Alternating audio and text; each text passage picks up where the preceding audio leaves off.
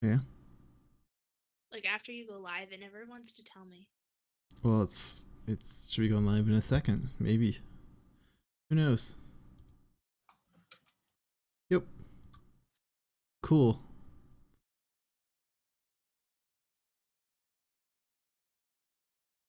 That's only us here. That's awesome. Okay. Yeah, it is lonely. It is lonely. Let's start this. Hey, Disco's here. Frodo's here. All right, everyone I care about is currently in chat. So let's just and roll with it. FQ too. And AbQ. All right, welcome to episode 5.5 of the Akertales. We had some technical difficulties. I could pretend and say that they weren't technical difficulties, and we purposely made a short stream so that way we'd finish the whole Spooky Manor arc in one session. But I would be lying if that was true. So I think I think my plan to sort of fix this is to just sort of recap what happened on the short 30-minute stream last time, and we'll just pick it up from there. So we started out the stream in the children's bedroom, Rosenthorn. The previous episode, Hank had just played house with Rosenthorn, and Thorn decided to literally play house with Hank's body and possessed him. And after some super creepy moments of Hank being possessed by Thorn and Thorn sort of taking over, Thamior rushed in, attacked Rose, knocked her out, and Thorn jumped out of Apku's body sort of out of fear of getting killed himself. Yeah, the ghosts were killed during this. But you did manage to go make it up to the attic, and the attic had a bunch of little trinkets. I think the trinkets were the ability to cast Mending, the ability to cast Alarm, advantage on saving throws, and death saving throws, and there was a fourth one that's currently and a healing thing that gives you some minor healing abilities. And there's also 4 mysterious letters up there, so I think I'll just play them in order, starting from letter 1.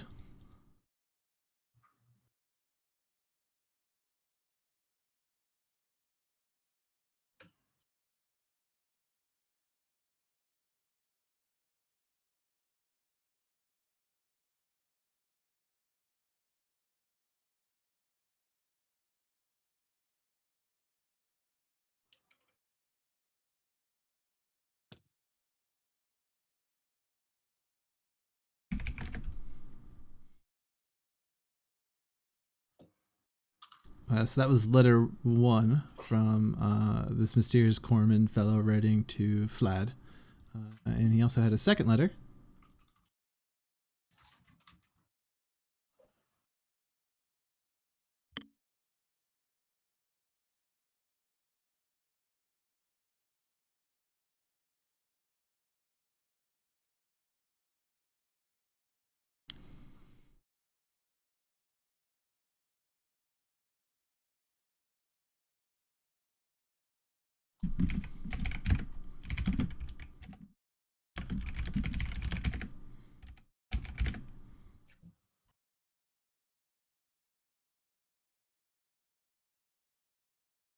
Hey, Pixie. Okay, so apparently we're not hearing him. Just apparently, that's fine. I got this. Aux output. Redo. BRB doing my taxes. All right, yell if you don't hear. I'm going to start the first letter right now.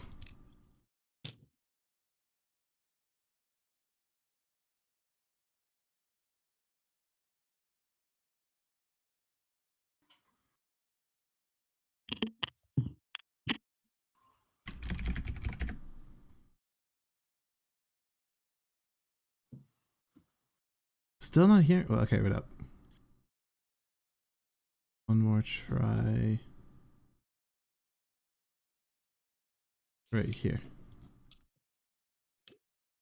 Dearest Vlad, I must admit I was a bit dubious of your findings when I first read your letter. I know we discussed in previous encounters about the possibility of an intruder, but there is a big difference between theory and reality. Your initial findings are definitely promising, but there is much more to discuss. I'll be in town in 1 fortnight. I would very much like to meet to see this compass for myself. Maybe it really can lead us to the Holy Grail. I hope you and Scarlet and your 2 children are in good health. Warmest regards, Corman. All right. Just so you know though, it definitely still does, like on the last stream where it would cut out certain like chunks, it still does that. Oh, really? It's not a big deal. Like it didn't cut out anything super important, but I know why it's doing that too. It's 'cause Those of words Discord. were just blurry on the letter. it made it sound spookier. But for future reference, Spookier. All right, it's fixed. All right, here we go. Letter 2. Dearest Vlad, I ran the calculations back in my laboratory. This compass most certainly directs to the attuner. I do not know how you stumbled upon it or who or what created it, but by God, this could lead us to the biggest scientific breakthrough that Aragonia could ever conceive. I cannot decide if it is more fitting or sardonic that it is housed in the abandoned windmill all these years, but I'm glad that we were the ones to recover it. I do not know if anyone else is aware of the compass or the attuner, but it is probably best if we keep these secrets to ourselves. I'll pack a bag tonight and head to your manor immediately. We have much more work to do, and I'd very much like to see Scarlet before the newborn arrives. I'll even bring a present for Rose and Thorn. Warm regards, Corman. All right, letter 2. Okay, I don't have anything to say. So letter 3. Dearest Vlad, I'm not sure what's going on, but please contact me. You haven't answered my letters when even your dearest wife wrote a letter pleading if there's a way I can connect to you. She says you're cold and distant. I know it must have been hard when the trail to the attuner went cold, but that doesn't mean you can give up on your friends and family. You are the best retriever in Aragonia, and I'm afraid I cannot continue my work without you being involved. I'm afraid for your well-being, and I'm afraid for your family if you do not break out of this. Regards, Corman. All right, and the final letter you guys found. Vlad, that's what this is about? You found the light? What has gotten into you? This god, you call him Naldur? He's not a god, you idiot. There are no gods. The priest of Naldur is nothing more than a goddamn cult. There's no salvation, no saving. He's not your path to redemption. All they want is your compass so they can retrieve the attuner, and then you're nothing more than a piece of meat. I knew this was bad, but I didn't know how bad. I wish you would have contacted me sooner. God damn it. I'm coming up. There needs to be someone to take your family out of that house before you get everyone killed. Corman. Cool. All right, so those were the 4 letters you found. And the final thing I think we got to last stream was there was also in front of you this miniature windmill sitting at the far end of the attic. That was placed like on a workbench. Yes. Was that your Sean Connery impression? You're gonna hear some amazing voice work by me the entire night. The thing I've learned the most from doing this so far is I am terrible at doing voices. My second comment is that a regulation size red stripe? This is a giant red stripe. Yeah, it's a whole pint of red stripe. I just felt like going back to Jamaica for this stream. I would like to inspect the windmill to see if it's magical or possessed, because I have experience with fancy dollhouses. Okay, yeah. So you pick up the windmill, and you notice that it seems like a sort of like an old jewelry box, like the ones that would play music. And there seems to be a mechanism on the back to, I guess, wind it up. Can I wind it? Yeah, you definitely can wind it. So you give the windmill a good 5 cranks around, just the and a little song begins to play. So I can find it.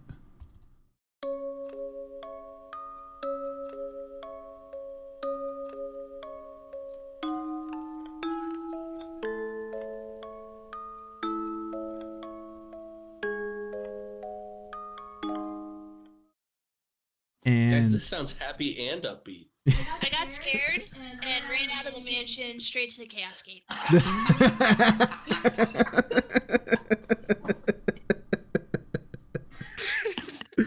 well, Thought about something. So while Hank is playing with the windmill, I'm gonna pull out. I'm watching you on your stream and now I'm laughing even harder. I'm gonna pull out the book that I found downstairs called The Priest of Naldur, and I'm Well- gonna actually go through it and see if there's any notes that were left in the book. so interesting enough, as the music stops playing, the ground in the house sort of starts to begin to shake and rumble, sort of like an earthquake almost. And all of a sudden, the windmill itself starts shaking violently, just shaking, and it falls out of your hand and falls in the ground on its side. And as it does that, this huge beams of energy just start shooting out of it, just in pulses, flying through the roof. They actually go clear through the roof, pop a hole right through it, and the whole building's shaking right now. Exploding kill. What sort of magic does it seem to be? It's bad. It's definitely bad. And as you're watching, the energy balls come striking back down, like almost like meteors, through the house. And one pops to the side of the house, and one pops through the sort of the side of the attic, and one comes straight down through the middle of you guys, sort of knocking you all off your feet, unconscious, and you fall down a floor back to the children's room, unconscious. And as Wait, what? We're all unconscious? yeah, so I need everyone to roll a d6 for damage. Which one's a D6? It's the normal dice.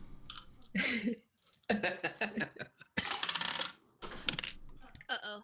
That can't be good. That's how much damage you 5. take. 6. Oh. Ow. Oh, so the only time you want to roll a 1 is right now? Yep, Cool. I rolled a 1. that's good. Yeah, this is a good time to roll a 1. And as you guys come back into consciousness, I guess, you notice that the house is very different from the last time you went through it. So you notice that you're in the children's room, but now it's very ethereal in nature. It's got this like greenish glow about it, as if some mysterious energy is going on here. And as you're sort of, what actually pulls you out of your unconsciousness is this little scene that plays out in the room. Rose? Thorn? I need you to wait here while I talk to Daddy. It's important you do not leave your room. We've got grown-up things to discuss. Is this about how Daddy doesn't say goodnight to us anymore? Yeah, in a way. Now, be good and play with your house until I come back. Okay, Mommy, we will. Tell Daddy I love him. Of course, darling. Wait, did she just lock the door? And it appears to you, you can see the mother was talking to Rose and Thorn, who look a lot less dead but ghostly in that moment, and the image sort of flashes out from in front of you.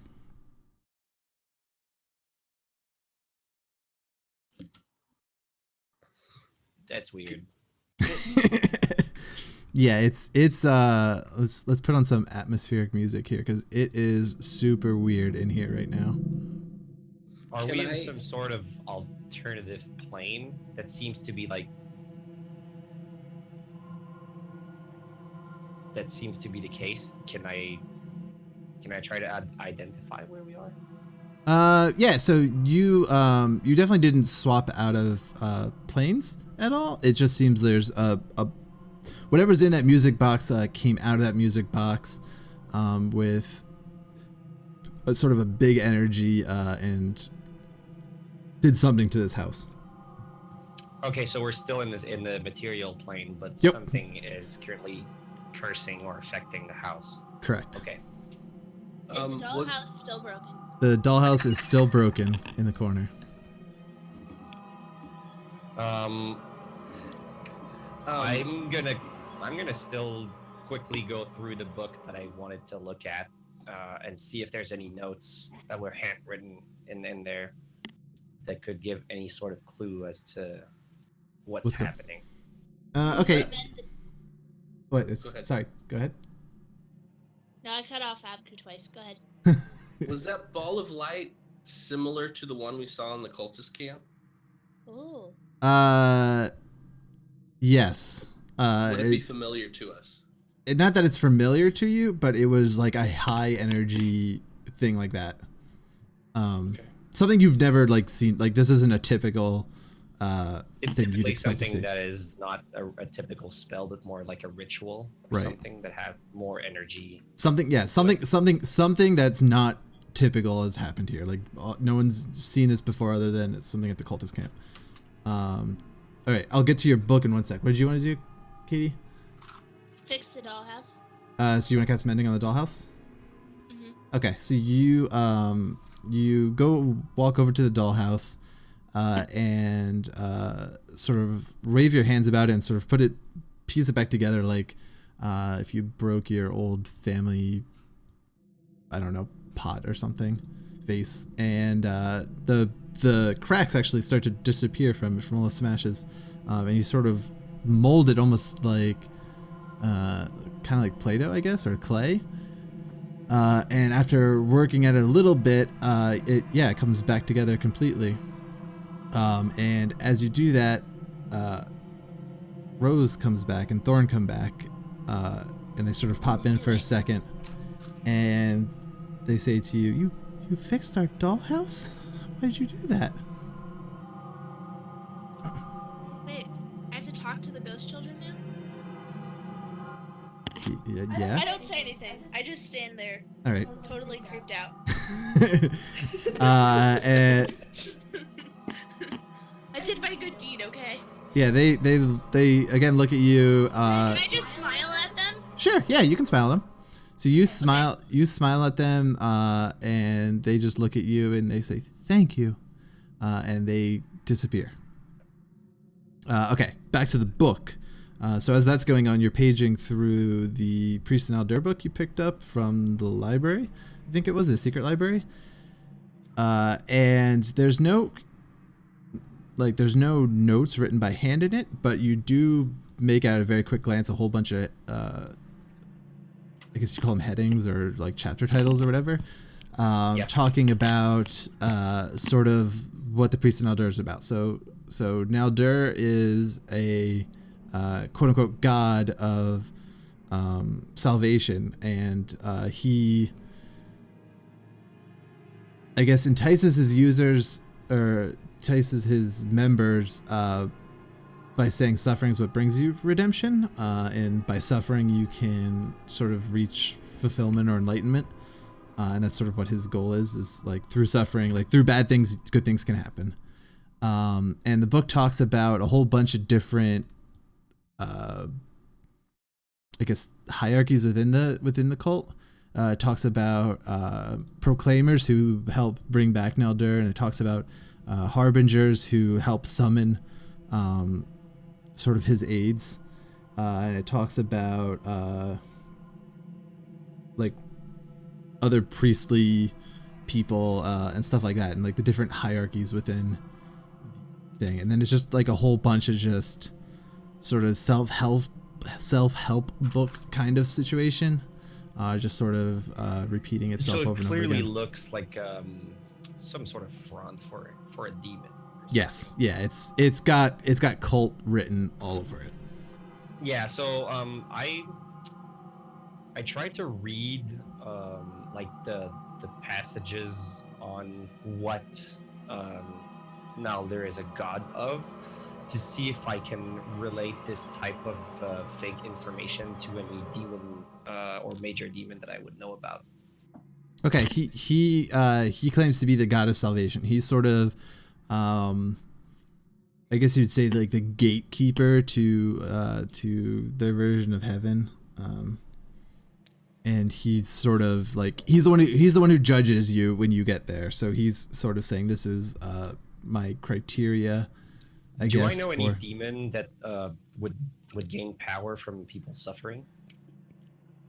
Can I make it like an arcana check or something to try to identify a type of demon or type of ritual fueled through these Sure. the type of thing that it asks the members? Yeah, sure, go for it. 18. 18, yeah. So you definitely remember demons who entice people through similar means, but not, you don't remember one called Naldur. Okay. But you do remember, like, this is an entirely fabricated thing that they've come up with. Like, they're definitely not. Okay.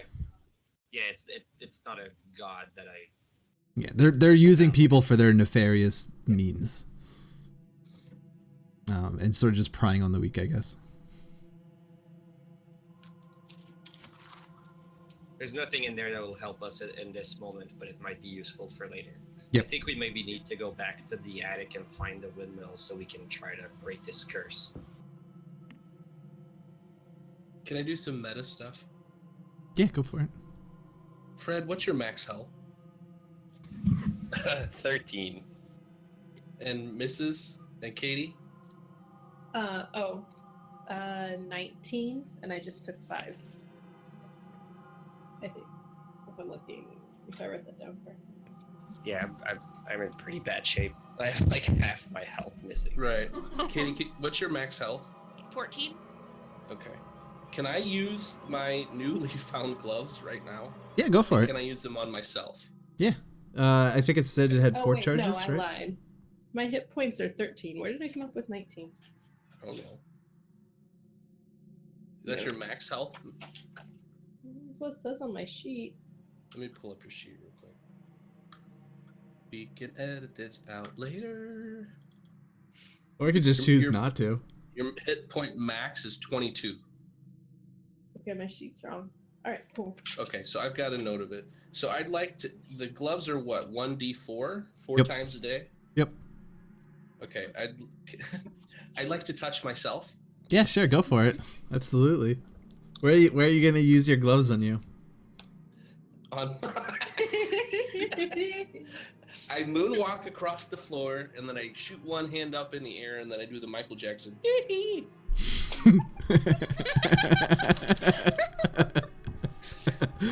Very character. So I added 3 there, and then I'd like to do a healing spell on Thamior. Okay. 4 for him. And I'd like to do it on Cora. 2 for her. And then I'd like to do my moonwalk back to where I was before and then do again. Okay. Everyone's just standing around watching you do this little routine right now. Slide around the room and magically heal everyone back and forth. Yeah, Pammy was like, guys, we should go upstairs, and you're just moonwalking around.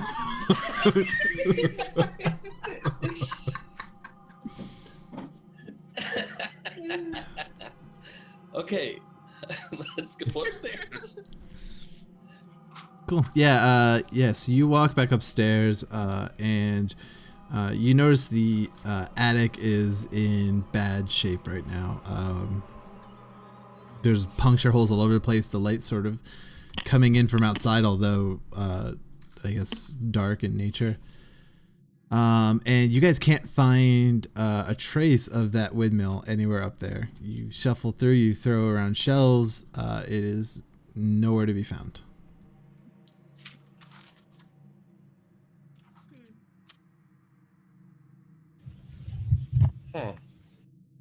Is there any traces of it, any parts of it, or does it look like it vanished? It looks like it's gone. Like it not like evaporated, but it is no longer like up in the attic. There's no parts of it anywhere, so there's no reason to think it got destroyed. But Can I recreate the song on my oud to see if that triggers anything in the room? yeah, if you want. Yeah, I'd like to do that. Okay. Do you remember how it goes?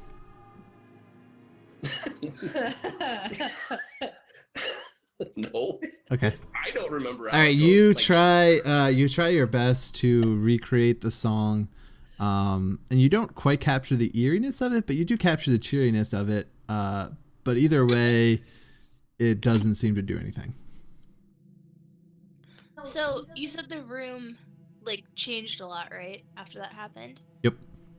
Is there anything in the room that's different than before? Like, just like looking around, is anything like drastically different? Is there any new stuff laying anywhere? Okay, so in the attic, no, but give me a perception check.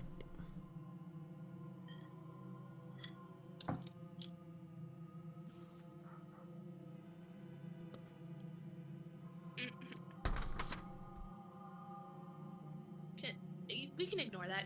Move on. Okay, so you I rolled a 1. you rolled a run. Yeah, okay, you don't notice anything. God. You notice nothing different. You Never take mind. 14 points of damage. No, you're good. Someone should assist me. Well, these are the good times to get rid of your bad rolls. This is when it doesn't matter.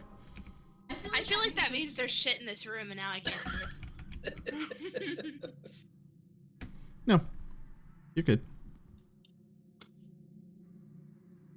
There wasn't any windows in that room, right? In the children's house, the children's room, children's house, Or in the attic. the attic. No, the children's room did have one, but it's like almost pitch black outside right now.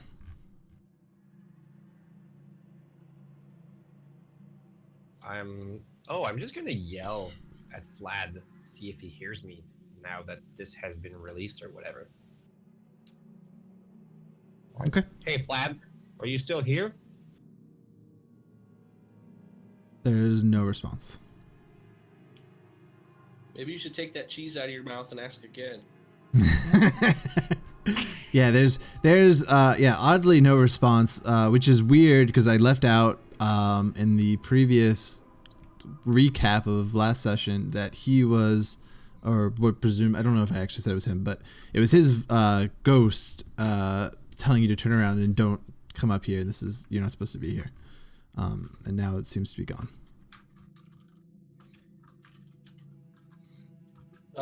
I assume. Oh, I'm sorry. Nope. Go ahead. Nope. Go ahead. Nope.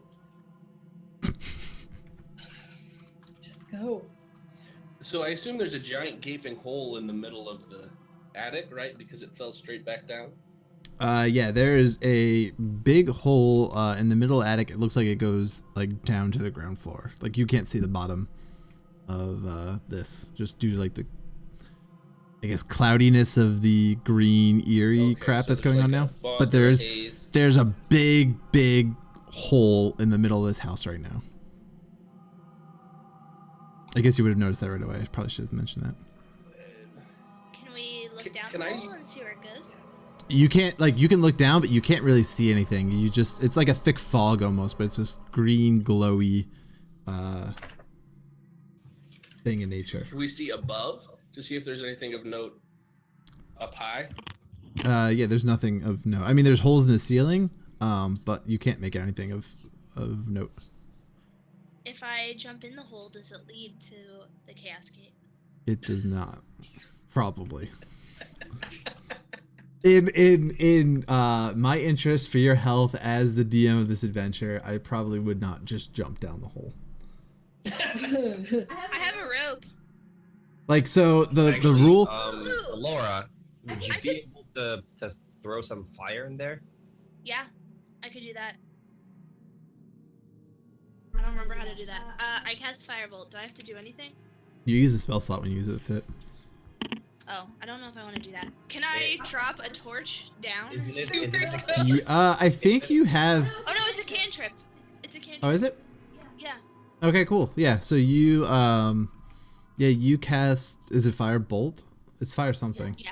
Is it Firebolt? Okay. Firebolt. Yeah, you cast Firebolt down the hole, and it seems to go down about 4 stories. Right, 4 stories. Good Yeah, thing I 4 didn't stories. jump in it. Which is odd because this is only a 3-story house plus the attic. So Ooh. We gotta go down there. Okay, I'm gonna turn into a Probably go down to the spider, first floor. and I'm gonna web all the way. Can we take the stairs? I mean, the stairs, yeah, is probably a smarter, yeah. We could You take could- the you stairs could- down to the first floor. the and then- door- Someone who cannot, change themselves into an animal. I'm gonna go with the stairs option. Yeah, the door still exists to the children's room. So you can just walk back out the way you came in. Okay. I mean, you can decide if you want to rappel down. But No, I have to save it. I would fly down, but I can't turn into flying animals yet. So, like, as a matter of like spoopy manor construction, we're in the attic right now, and it goes down 4 stories. So, is it 4 stories including the attic, which means it goes to 5 ground stories. floor, or goes No, to 5 one stories floor total. below? The Okay. firebolt went down 4 stories. So like you would have seen a 3rd floor, a 2nd floor, 1st floor, and then a basement. Like or a something. basement-ish. Yeah. Yeah. A subterranean floor. Ooh. I pushed Cora down the stairs to make her go first because Okay. she's stronger than everyone else. All right. But she can't see in the dark. I'll let you know if I see anything, and then I Well, close there's my eyes real tight because I'm scared. So I'll Green go. eerie glow. I'll go first. All right, I got your back. I got your back. Yeah, I don't believe that, but that's okay. Okay, so Thamur is taking up the lead. I have a meta question. How long is a short rest? If you guys want to take a short rest before you go, I'll let you. Yeah, because I feel like we should maybe just patch up our wounds from falling down that thing before we go down there. Yeah. Technically, a short rest is like 8 hours or something, but I don't do that. I just like 10 minutes, like just a quick breather is a short rest in my mind. So if you guys want to spend your hit 8 dice. hours a long rest? Oh yeah, sorry. An hour I think is a short rest. Okay, yeah. So I don't. yeah, But I don't. I we don't. should- House rules I think we are. should patch up our wounds and just maybe eat a little before we go down there. Because I'm starving. Yeah, that's a good point. And you probably have rations with you. I think. Yeah, I do. I could I sing think- Song of Rest. What's Song of Rest do? Oh, it's in my notebook.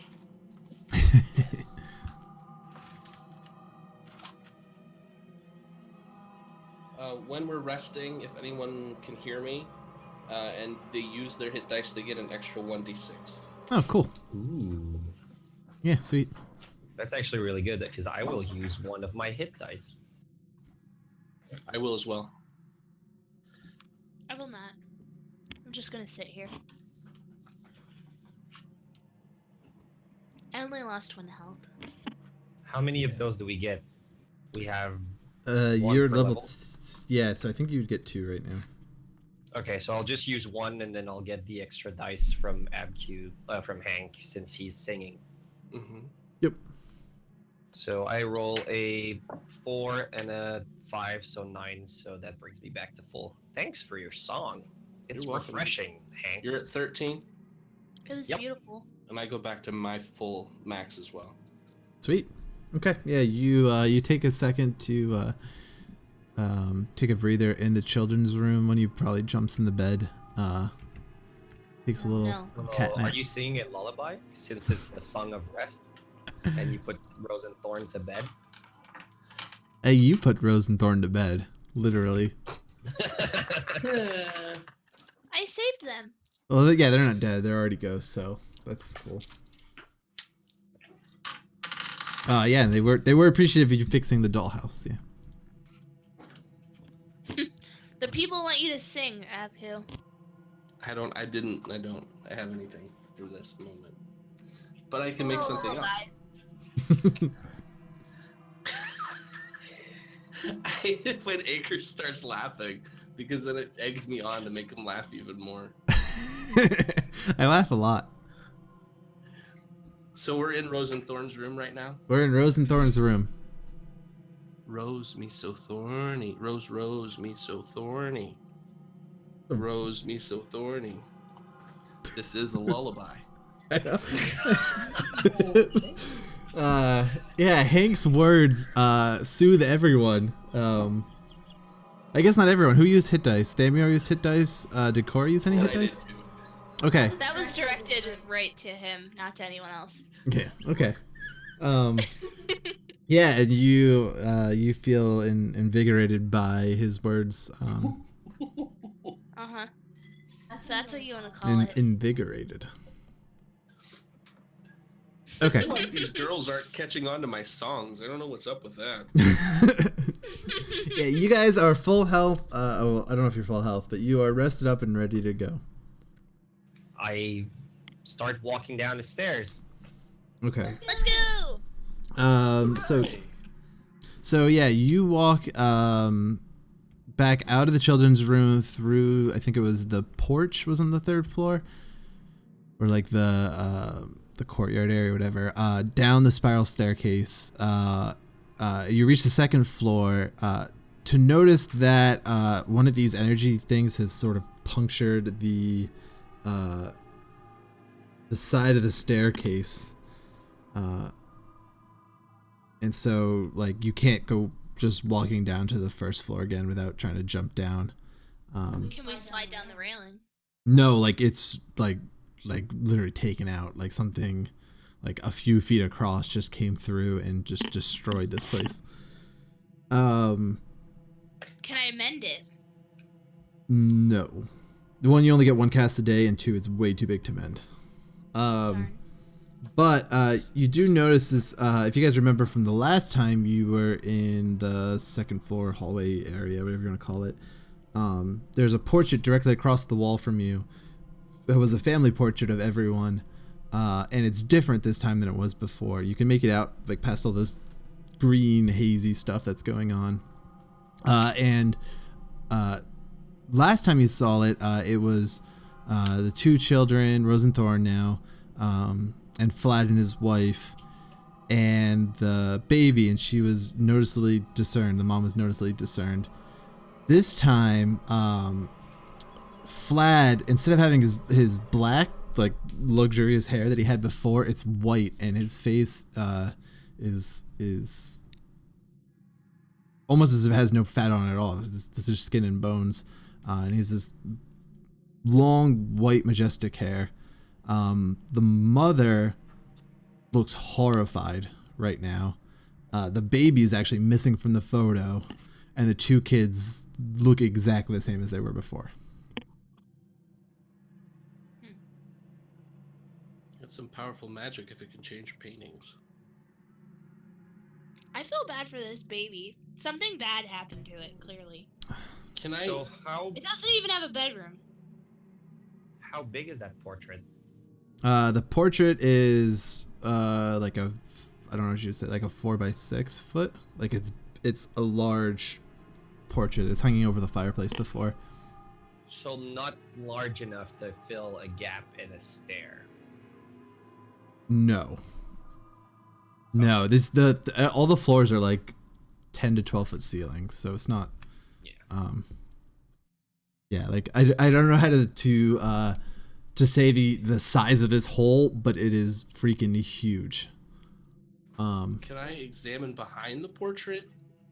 Yeah, sure. Yeah, as you walk over to it, to your right, there is a suit of armor standing there. And as you start to pass by it, it was the suit of armor with the wolf visor. Wait, we took its spear, didn't we? You took its spear, yeah. No. Oh, Wait, God. did you take its spear? Somebody Yes. thought about it. I think, who took it? I would Shit, like to say maybe we me because I grabbed everything. Did anyone write anything down? We definitely talked about taking the spear. So I know Thamior took the sword that was in the 1st floor. I don't remember anybody taking the spear. Crap, we didn't. All right. So as you do that, the armor actually comes to life, and unbeknownst to you, I guess, because you're just running towards it, it makes an attack against you. So I need everyone to roll for initiative. Oh damn. Hey, it only took 2.5 episodes, and we finally have some combat. 18. 20. Wow. 12. 11. 12, 11. Okay, so the suit of armor gets an opportunity attack as no one, I guess, saw it coming, and it takes its spear, and it goes to attack Hank, who just walked by it. And it rolls a 7, which is probably less than your armor class. My armor class is 18. Yep. Okay, so it takes a stab at you, but you dodge out of the way just as it's happening and sort of get this oh crap moment as this animated armor comes to life. Damior is up. How the heck do we fight a suit of armor? I cast.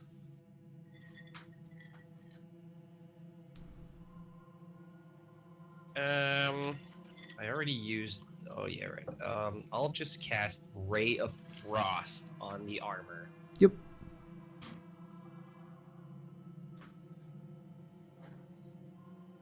And I rolled 23. Do I have to dodge that?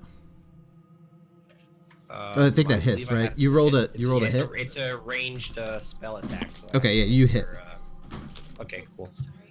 And I do 4 damage. Four. Cold, if that matters. It would, but in this case, it does not. And the armor takes 4 damage. Next up is He also is slowed down. His speed is 10 feet less than it was. okay. Alora is next.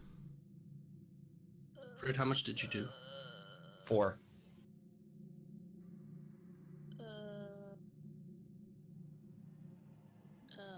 Okay.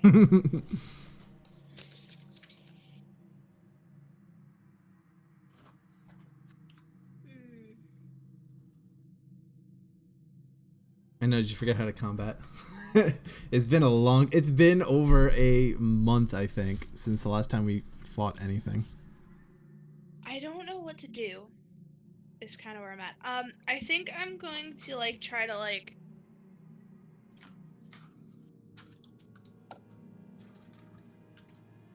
don't know. I feel like you can't stab it. I don't want to waste an animal. How do you stab armor? Carefully. I only have a dagger. You can do that. Whatever whatever Laura would do in the moment, seeing a piece of armor come to life is what you should do right now.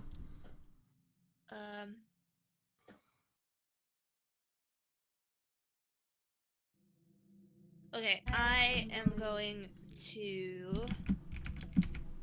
try to slash it with my dagger. Okay. Yeah, see. So I've never actually used any of my weapons. Okay, so yeah, you roll a d20 to hit, and you add your, I think it's Dex modifier. Go pull up your sheet. Yeah, it is Dex. Or is it Strength, actually? Depending on the... It's Dex. It's Dex for her, for the dagger. You're right. You know that. Yep, and you get +5 on it. So you roll d20 and add 5. Okay. 14. 14, you miss. Try as you might, your dagger attempt fails to hit the armor. Actually, it probably just bounces off of it. Armor's back up. The armor goes back to continue trying to stab at Hank after missing the first time. It just rolled off the table. And he misses yet again. I guess his suit of armor never learned how to use a spear. Hank's up. Okay, I'd like to put as much range between me and the suit of armor as possible. Yeah, sure. You can run to the other side of the room. I'd like to move away, and then at distance, I'd like to use my newly found hand crossbow. Sure, yeah. Go for it.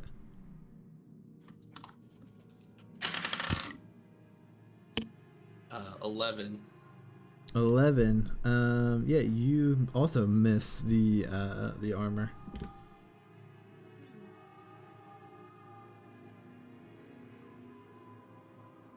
If only you'd practice a little more with the crossbow before you got in combat. Cora, up. You're up. All right. Well, I want to stop this crazy suit of armor from chasing us, so Okay. I'm going to draw my longsword and go for its leg.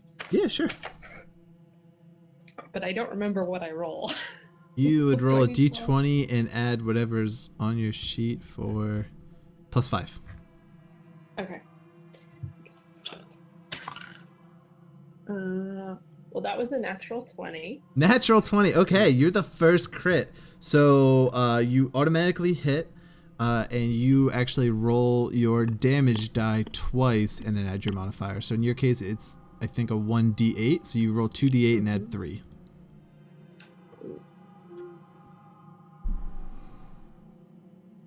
Did you say roll 1 or 2? 2d8s. Uh-oh, where'd it go? There it is. Okay, well, the first one was an 8, Jesus. and the second one was a 5. All right, so we have 13 plus 3, 16 points. 16 points of damage to the armor. Yeah, you Damn. cleave that leg right off, right at the knee joint. It's sort of facing away from you as it attacked Hank, and you just lob into it, and you completely take out his knee, and he falls prone, which means anyone who attacks him with a melee attack gets advantage.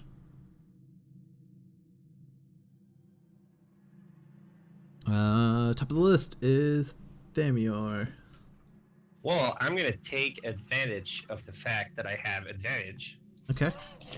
and I'm gonna stab that armor with my dagger, using everything that I can. Okay. All of my awesome strength. Dagger can go off 19. Danks or dagger can go off strength or dex, but either way it hits. No, yeah. All right, and then I do 5 damage. 5 damage. Okay. This suit of armor is in bad shape right now. It's lying on the floor. You just embedded a dagger in the back of it, and it's sort of still struggling to get up. Laura is up. I know what I would like to do, but it would be really stupid. So I need to think of something. Do it. Do it. That's the best I'm decision. not strong though. What if it's not as close to dead and? Because Who if it cares? works, it'll be amazing. Whatever you're thinking. Okay. If it's hilarious, it's not wrong. I want to run up to it and smash its face with my foot, With your foot. like curb stomping. Okay, yeah. Roll to hit.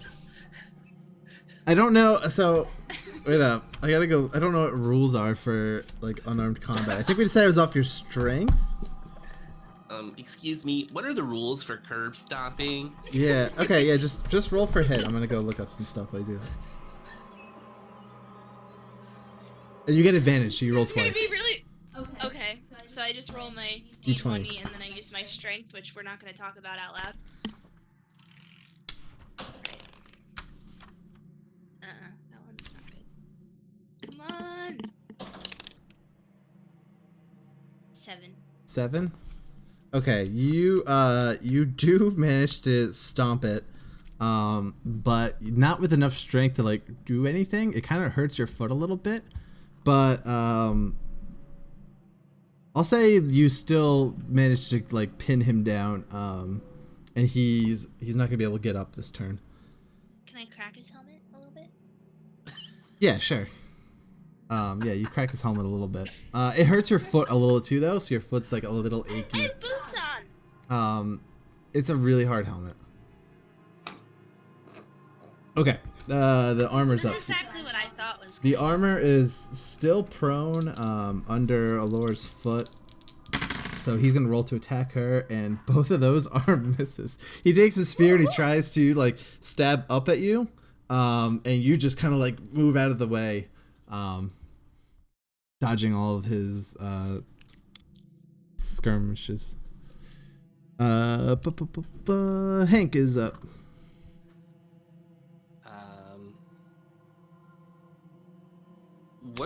So Alora's on top of the thing Yep. right now? Yep. Wait, I'm standing on it? Yeah. Like, so if like I miss, I'm gonna hit Alora. If you roll terribly, you're gonna hit Alora. Okay, Like, so not I just wanna if you cast miss. I want to cast Vicious Mockery on the suit of armor. Yeah. Okay. I don't want to screw this up again. What is Vicious Mockery? It's within 60 feet, and it's got to save a Wisdom throw. Okay. And then takes 1d4 and has disadvantage before its next attack roll. Good news for you On its is next that attack roll. animated suits of armor are not very full of wisdom. I rolled a 16, but it gets -4, so I rolled a 12. My Wisdom is 16. Yeah. Okay. So he No, takes 14. 1d4 damage. Yeah. 3. 3 damage. Okay. Yeah, and he gets something on his next attack, I think, but I'll look that up. While Cora goes. Okay. So he's still got quote unquote life in him. Yep. All right. I will. Well, I don't.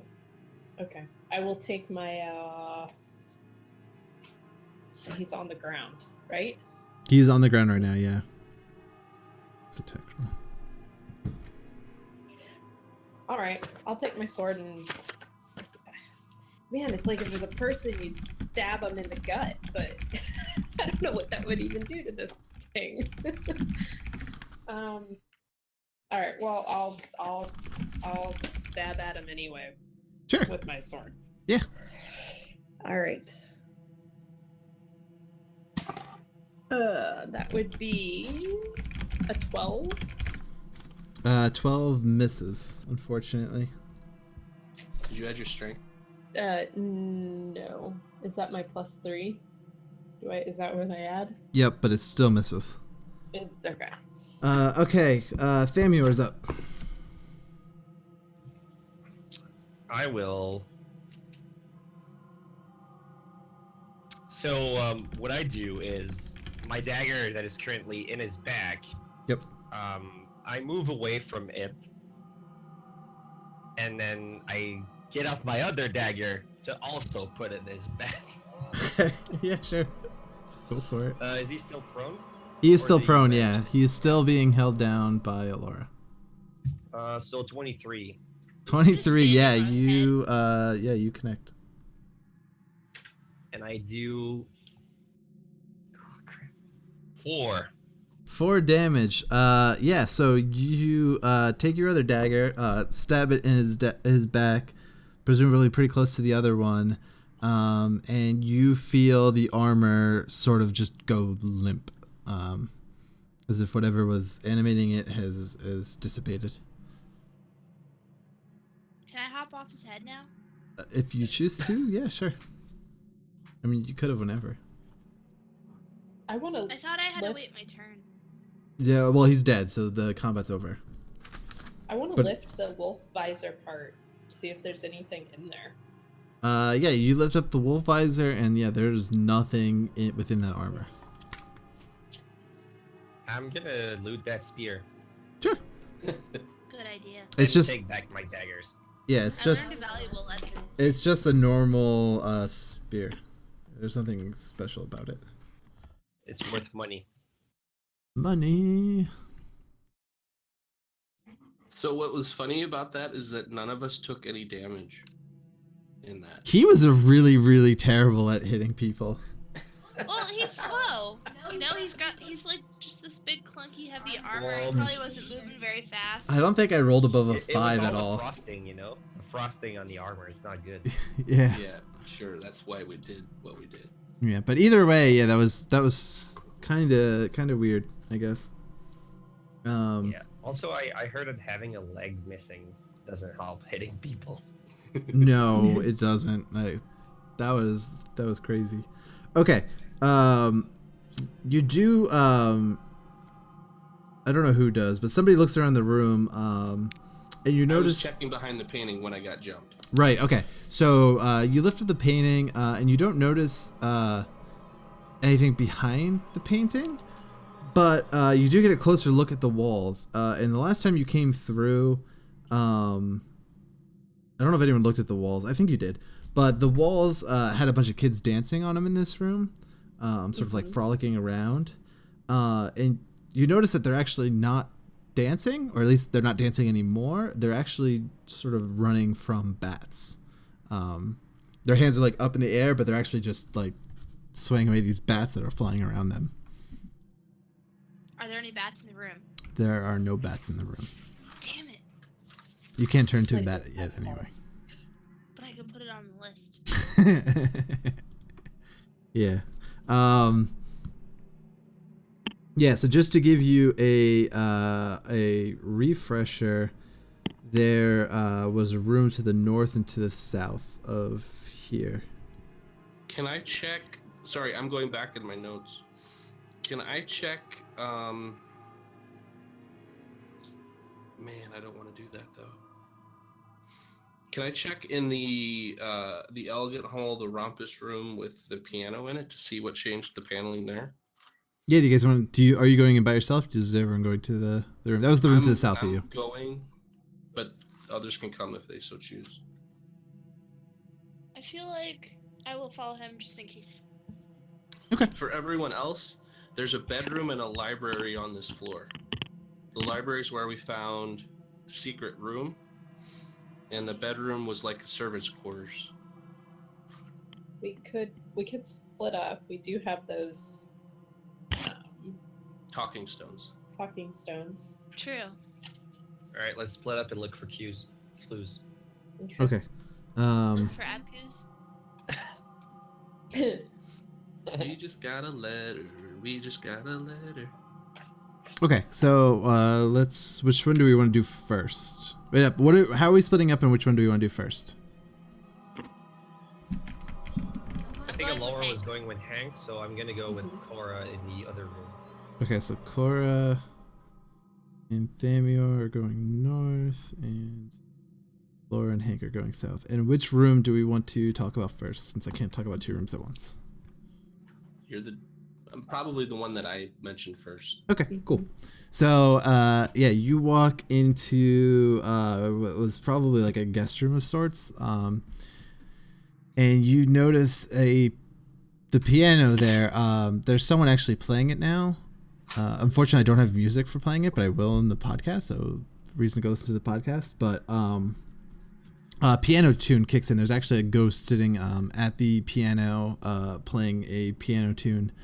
And as you walk in, again, you're greeted by this flashback that happens. Greetings, friends. You must be wondering why I've brought you here, but I've got a proposal. I know my introduction to this group is less than favorable in Elder's eyes, but just as you have asked, here is the boy. I know there's doubts, but I'm quite sure he's the proclaimer. You best be right, Vlad. We won't tolerate any more failure on your part. Rest assured, we haven't forgotten about the last debacle. No, you will be most pleased, I'm sure of it.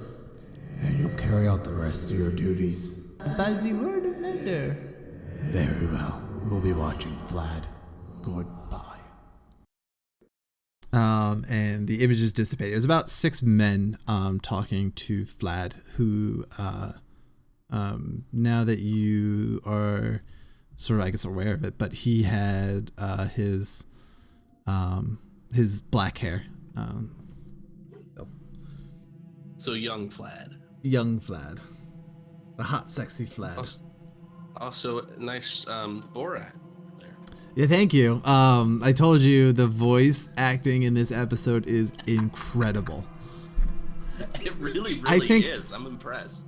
I think I like the ghostly noises, but really it's the terrible accents that bring this episode to the top.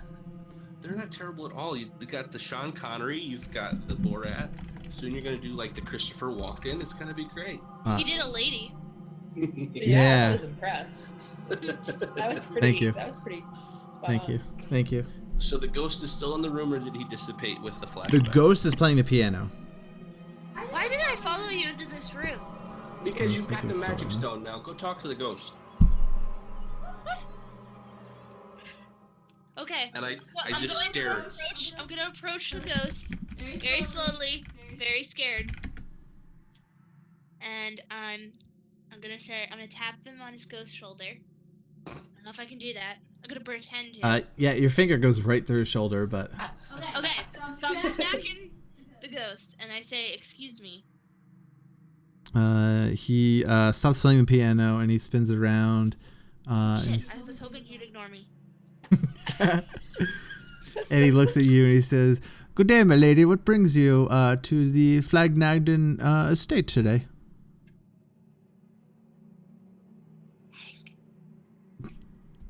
I just look Back at. up I just here. look at Alora. I'm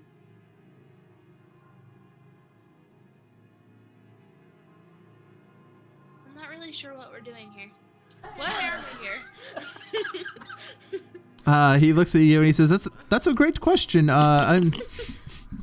That was Katie. That wasn't Alora. Oh, okay. You guys don't have I character. feel like we've been here for so long that I don't remember.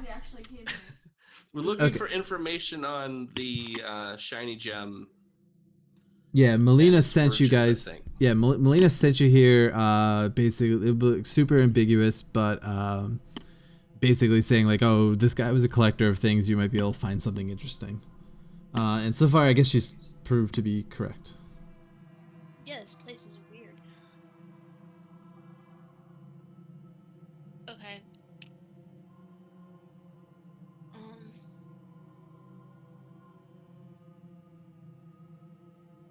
What my awkward teenage friend is trying to say is we're looking for information. Have you seen Flad anywhere? Oh yes, so he I feel like I've changed my accent like 3 times since I started doing this. Oh, oh yes, he's often found in his attic tinkering room. I usually just play music here for the guests as they come in. This is the entertainment room. This is where Flagnagden brings his guests to entertain them, as the name suggests. Well, so if he wasn't in the attic, where else would you look for him? Oh, it's a good question. He comes and goes quite often. He's a collector of fine arts and trinkets. He scours the entire world looking for following leads for miscellaneous treasures. He might just not be home at the moment. What about Scarlet? Scarlet, she's a lovely lady. She's usually taking care of the kids. I mean, sit down if you want. I can play you whatever tune you want. I'm sure he'll be back shortly. Should we sit down? I don't know. Maybe we should sit down. Maybe we should do a meanwhile in the other room. Okay, yeah, sure. We cut to the other room. You guys walk into the master bedroom. And you notice that the red drapes, there was red velvet drapes tattered over the windows. They're all like disheveled and broken. Some are ripped down, like obviously in really bad shape.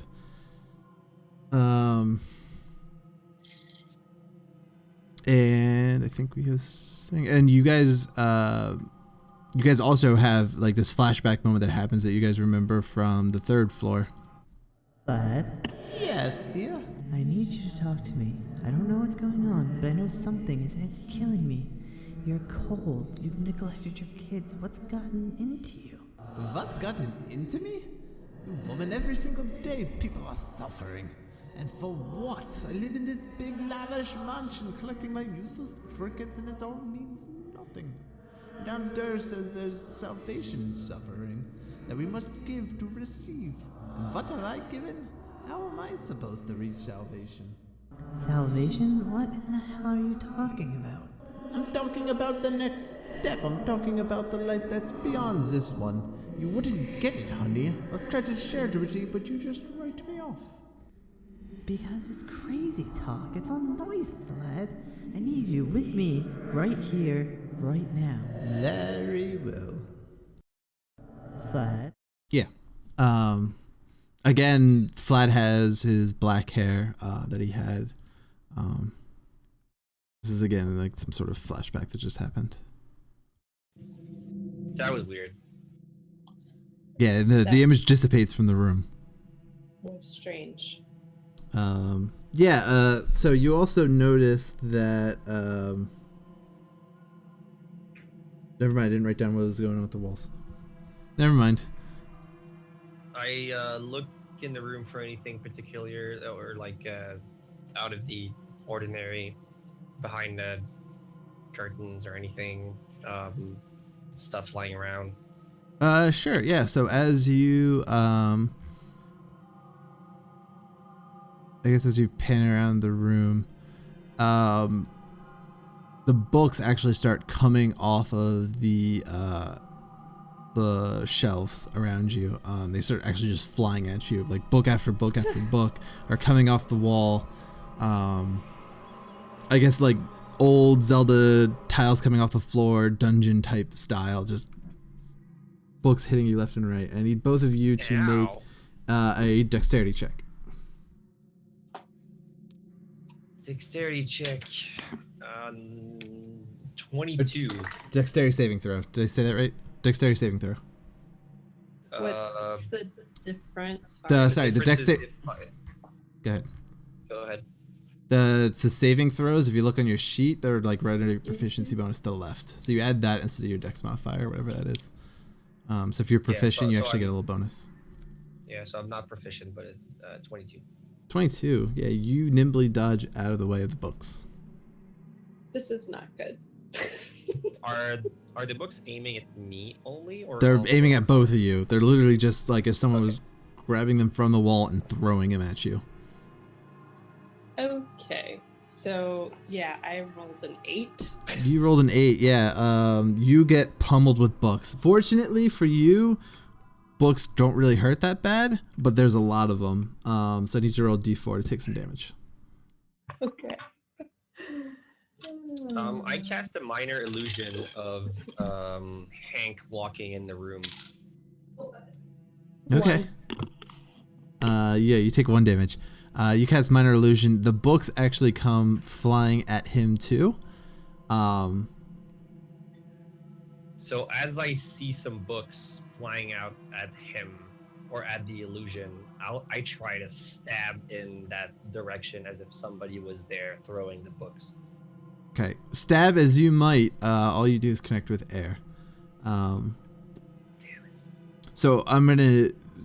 This is a little metagamey, but I need you to tell me what the ghost is gonna do. Is he just gonna stand in the doorway, or is he gonna move around the room at all? Oh, you mean the illusion of Hank? Yep. Yeah, he walks in the room and kind of just walks towards the bookshelf. Okay.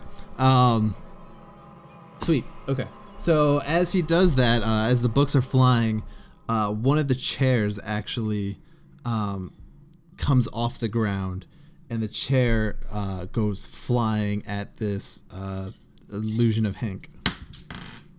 And it definitely connects. The chair floats in the air, and you just see it lunge at Hank. And as it does that, it obviously misses. It goes right through him, thankfully, because he's the illusion of Hank.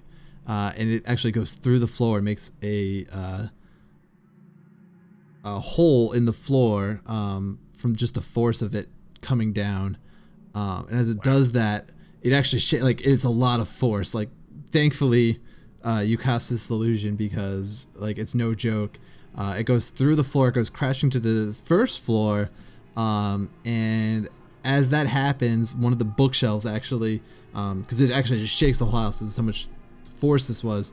The bookshelf actually comes flying down through the hole and I guess bridges or like makes this makeshift ramp down to the first floor. Wow, am I glad that didn't hit my head? Yeah, that was we're gonna chalk that up to entirely in skill and correctly determining what was gonna happen in this room. It's a great job. Does the room keep throwing stuff Things. afterwards? No, this is the last thing it throws. This is like the grand finale. Yeah. Wow. Okay. Is there anything else interesting in this room? No. I mean, besides the giant pile of books that are all over the floor now. No. Yeah. You have the talking stone core, right? Yes, I do. Maybe you want to tell them that we might have a way down here that's safer than the stairs? I don't know. Yeah. All right. So I take out the talking stone and go, Alora. Hi.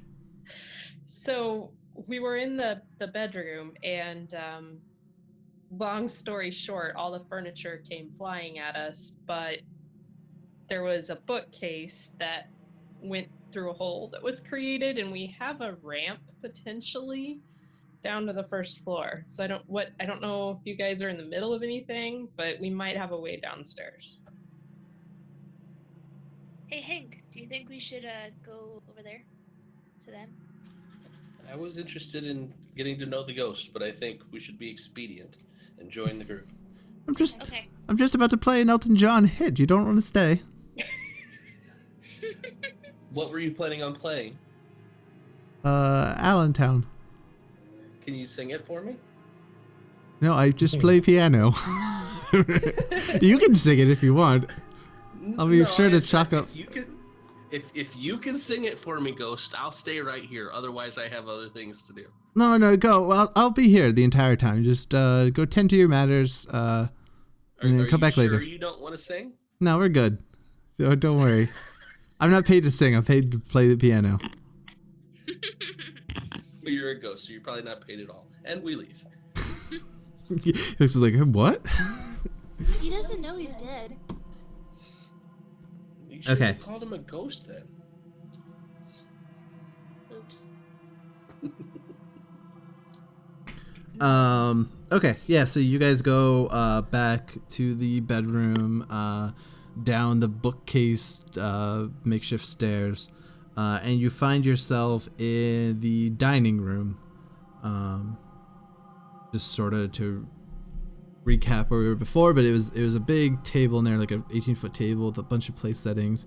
Table was set, and originally the first floor. It was set. I took everything. Yeah, including the crystals off the chandelier. But Well, maybe that was good, because I was thinking I would have to pull out my shield after my experience in the bedroom in case of flying forks. yeah, so I disarmed them preemptively. I have a question. what's up? So now that the house is all haunted and creepy, is there a talking clock or a candlestick or a tea kettle? There is unfortunately not. Still no. Nope. Okay. Okay, so remembering from before that there were deer frolicking on the Oh yeah, paneling, what good notes you take.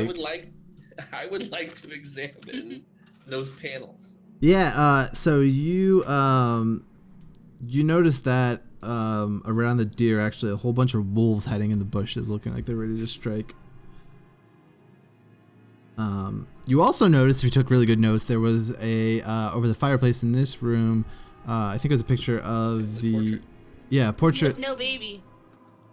No, that was not in this room. That was in the other room, in the like main hallway on the first floor. This room had a picture of the I think it was a windmill on the crag, but now it's just this molten red, fiery, like straight out of hell almost instead of this nice, beautiful crag. That's spoopy. Yeah.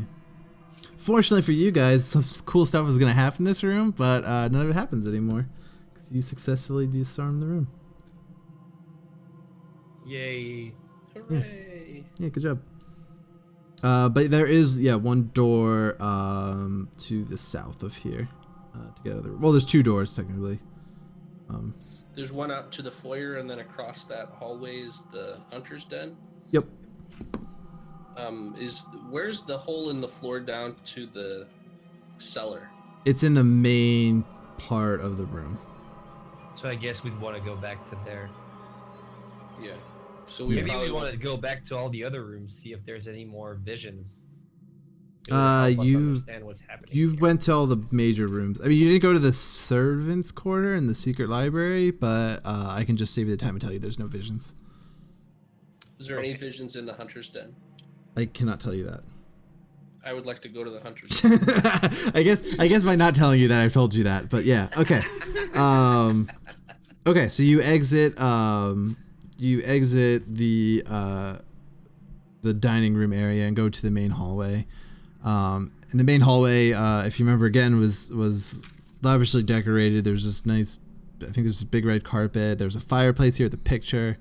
What's on that picture? The picture now is just a picture of Vlad. And he's got this like cackling face. This is the white-haired, skin and bones Vlad. He's got this cackling look on his face. He took down the picture of his family for a picture of himself? What a jerk. And as you come into the hallway, you get greeted with another vision. Nagden, who the hell are those men? I've told you, they are... Yeah, enough of the bullshit. I need answers right now. I knew you'd say that, Scarlet. I'm sorry. Bitch! I hope Naldor looks favorably on your suffering. Yeah, Did she and just murder hobo him? yeah, that was Scarlet. If it wasn't obvious by my incredible voice acting, but Scarlet, he grabbed this long sword from behind him and just took it out and stabbed her, and her body goes limp as she like struggles to gasp for breath and collapses on the floor. And he leaves the room with the sword still sticking out of her chest. She sort of fell on her back with the sword sticking up. But when the vision disappears, the sword does not. And in fact, now that you're thinking about it, the sword actually seemed very not ephemeral in nature. It seemed like an actual physical sword. And it, from being stuck straight up, actually falls down on the side and it actually lays on the floor in front of you. This is for you, I think. Okay. Kind of freaked out by the sword. Who was wielding the sword in the vision? Vlad Nagden was holding the sword. Can I run an Arcana check on it to see if it's cursed? Sure. I'm gonna fail that roll. Yeah, I was about to say I'm gonna help Hank. You can help. I want to know if that's. Yeah, go for it. If that's cursed. I rolled an 8 and then an 8. Okay. Nice. So you definitely can make out that it is magical in nature. Obviously, because it just sort of happened in a vision and then wasn't in a vision anymore. But yeah, you can't really tell if it's cursed or not. We would need someone with a spell that would help identify its magical property. Correct.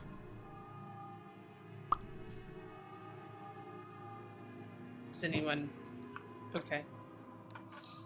But we could just keep the sword and not use it for now. Because most cursed weapons are only when you use them, not just by carrying them in a backpack. But I feel like Cora should take the sword. Okay. Take the sword. I will take the sword. Take it. Okay, you pick up the sword. You die. No, I'm just kidding. Yeah. Wow. Great. No, you're good. Well, it's You're been good. great, You pick up the everybody. sword. Thanks for coming out for the Akertales tonight. Yeah, no, you're good.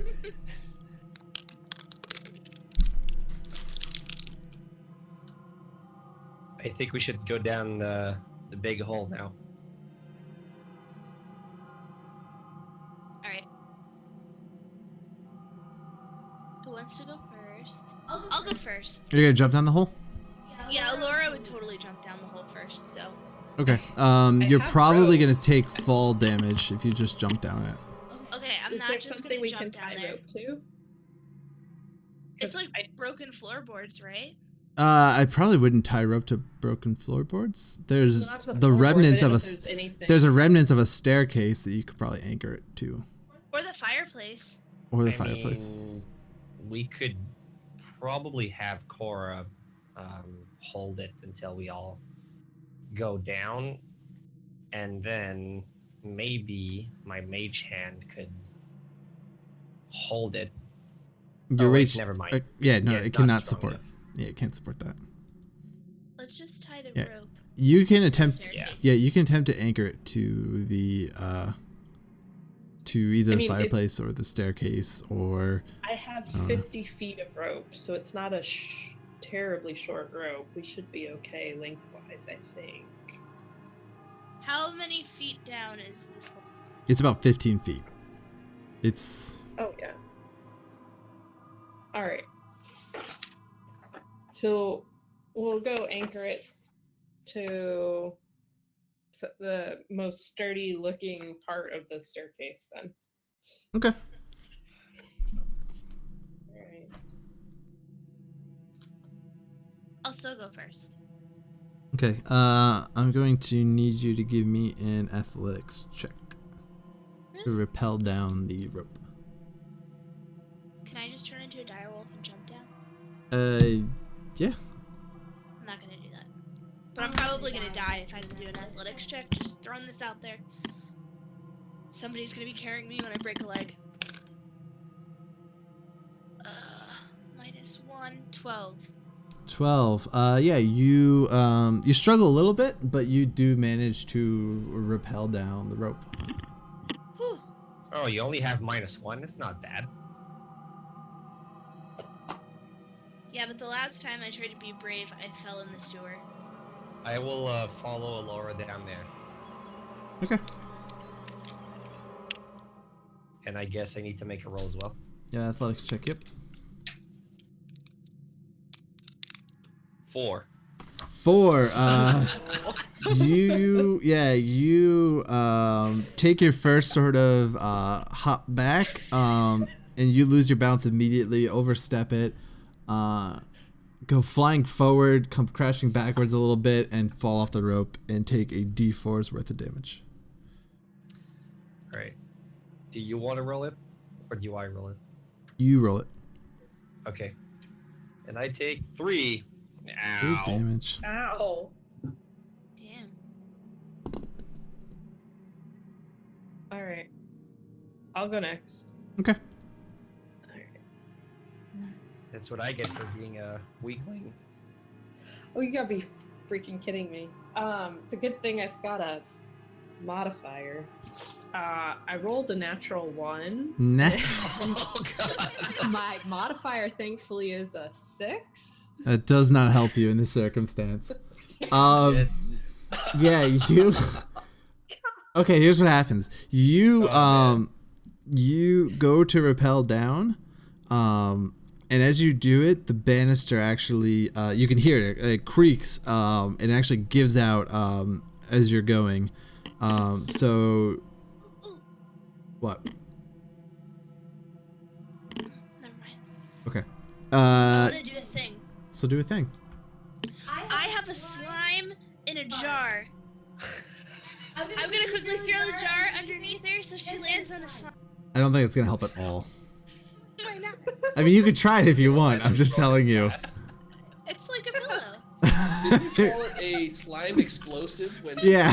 throwing a grenade under? Yeah, I said like a makeshift slime bomb, I think was the words I used. It's okay though. I just got back on my feet, so I'll be there to stop her from falling. Oh no, okay, so you're gonna fall. You're gonna take I 1d4 retract my slime idea. 1d4 damage plus 1. Okay. That's gonna be okay. So 2 total. Okay, and then yeah, the rope actually comes down with you. Sorry, Hank. I could just I just cast Mage Hand and bring back the top of the rope to Hank. Okay. Is there a distance on Mage Hand? I think it's more than 15 feet. 30 feet. Yeah. Okay. So yeah, you grab the end of with the Mage Hand and bring the rope up to Hank. And I'll tie the rope back to another. Is there another anchor point that I can tie it to? Yeah, I mean, there's lots on the staircase. Okay, so I double knot the knot this time. Okay. And then I'd like to go down the rope as well. Yep. Give me a athletics check.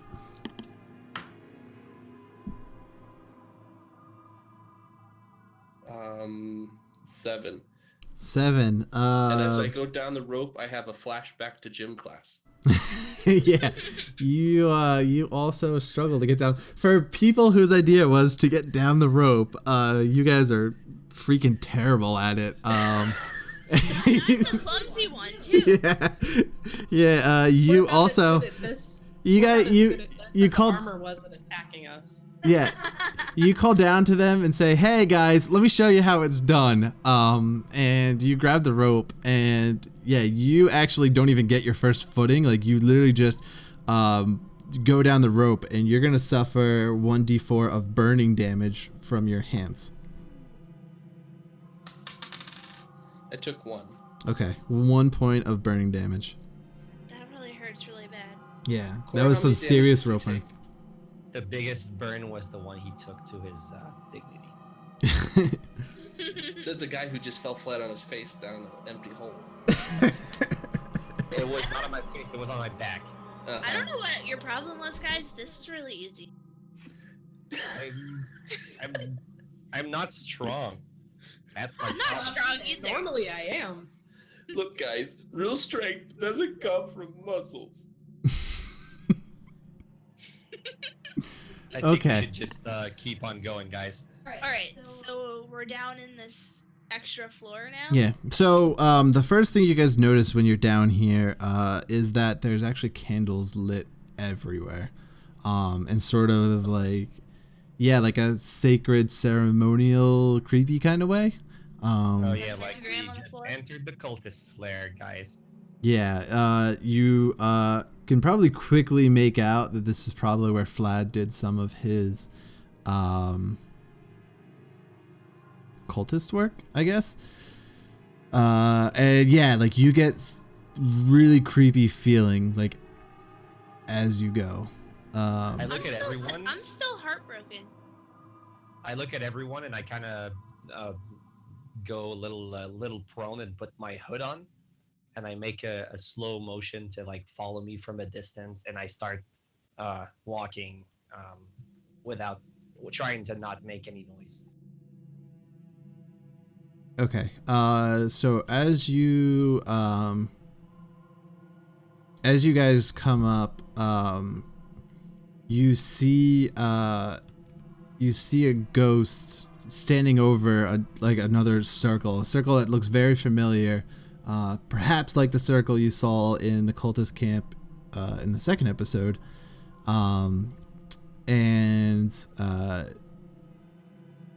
As you watch him, he turns around, he looks at you, and immediately you identify it as Flagnagton. He has that white, lavish hair. He's wearing this red, I'm not sure what to call it, this red top hat and suit. He has this cane with this red gem on the end of it, and rather than being skin and bones on his face, it's actually all just bones, and he gives you this big toothly grin. Oh. And he looks at you and he says, "Welcome to this show." And he slams his staff into the ground, and you just see this energy wave dissipate from it. It sort of is another like supernova, not as big as the one before. The one before was like they like leveled the entire top of the building, but a huge amount of energy comes up from it. And out of the circle comes just this demon-looking thing. It's just grotesque-looking monster of sorts. And I'm going to need everyone to roll for initiative. That's why you don't trust ghosts. 19. 11. Wait up. Let me throw it up. So Alora was 19. No. 11. Damir was 19. Damir was I was 19. 11. 10. 19. Laura's 10. And Hank? I rolled a 4. 4. Okay.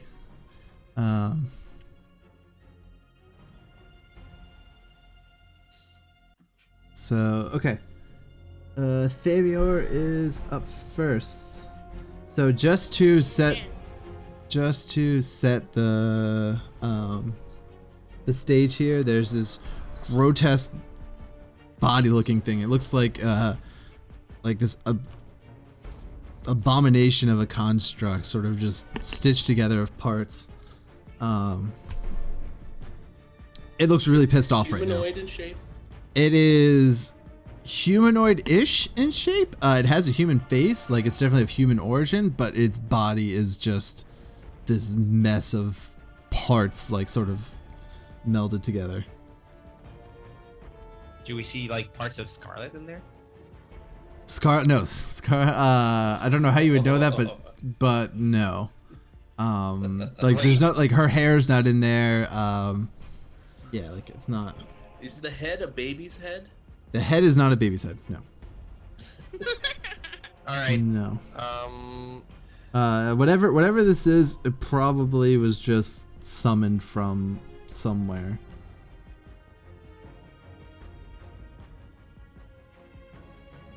So I act first, you said? You are up first, yeah.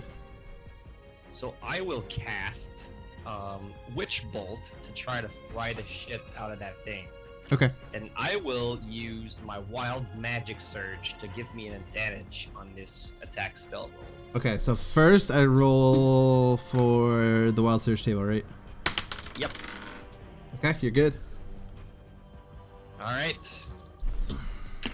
And I have 17. 17 hits. All right, and I do 12 damage. 12 damage. Holy crap. Yeah. Let me do some math here. Yeah, he takes 12 points of damage. The witch bolts fly through him, and sort of stagger him back and forth. But he's still alive, and he just looks at you, and his eyes lock on. Uh-oh.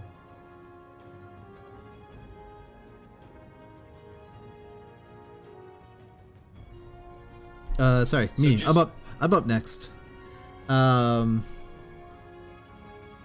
Okay, so the actually I should do this twice. I'm being smart. So the ghost of Flag Nagton, he opens his mouth and this just wail comes out of it. I need everyone to make a Constitution saving throw. Oh, sorry, Wisdom saving throw. Just as a reminder, since I used my my surge, you can have me roll to re-give me that feature at any time I cast a level 1 or higher spell. Oh, did you do it right when you cast it? Yeah, let's do it right now. I'm gonna give it back to you right now. Then. Okay. You want one right now? Okay. Yeah, you let loose, and you feel the rumblings come out from under you. As something amazing is about to happen. 68. I am frightened by the nearest creature until the end of my next turn. Well, there you go. So I guess is that the closest thing, or are like my party members closer in count, or is it really? I guess it's. I think it's that enemies. thing. So this big construct. Okay. So just so you know, there's I don't know. As I start laughing as Palpatine throwing lightning out of my fingers, I start yelling more and more as I become scared of that thing as I keep casting lightning at it. Yeah, so just so you know, there's actually two separate things in this room right now. There's a Flag Knight and the Construct. The Construct's closer to you. Flag Knight is standing behind it. So you are currently frightened by the Construct, but you are now all rolling to resist this Flag Knight whale that just happened. Wisdom saving throws. So it's D20 plus wisdom? It's wisdom saving, so that's your wisdom modifier plus your proficiency. It's wisdom or constitution? What is that? This is wisdom. Sorry, I said constitution first, but that's for something else. Okay. So, like, if my wisdom. It's on your sheet right. You add your wisdom and the bonus. Just look on your sheet under your proficiency bonus. That's your saving throws table. Oh, yeah, okay.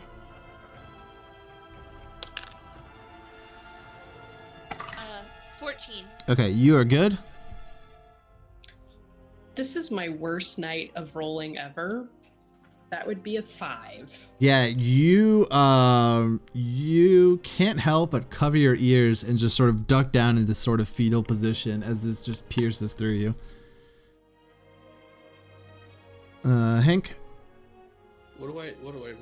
You're rolling for wisdom saving throw. So I roll a.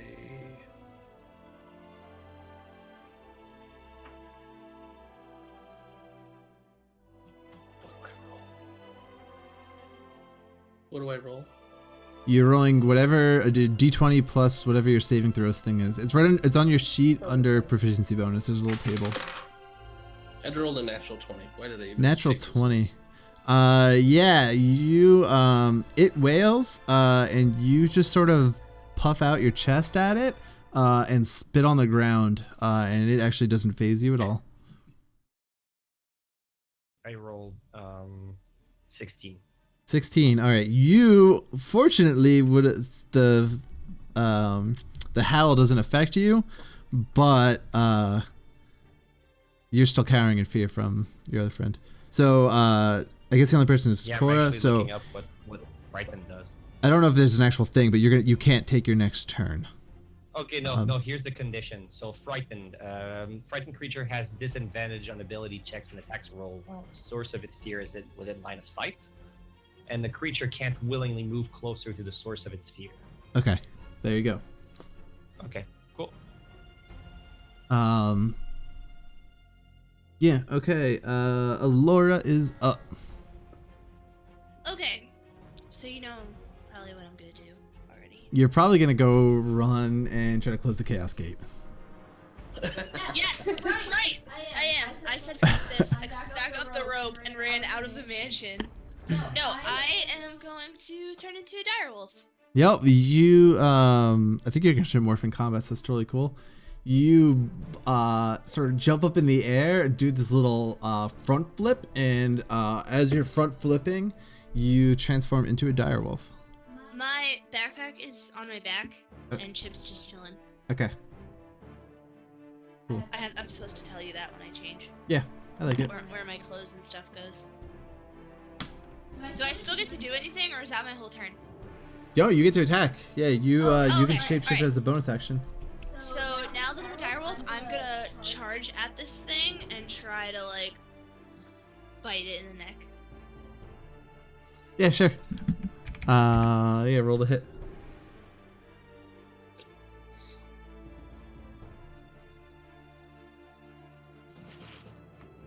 Alright, so if I use bite, I get to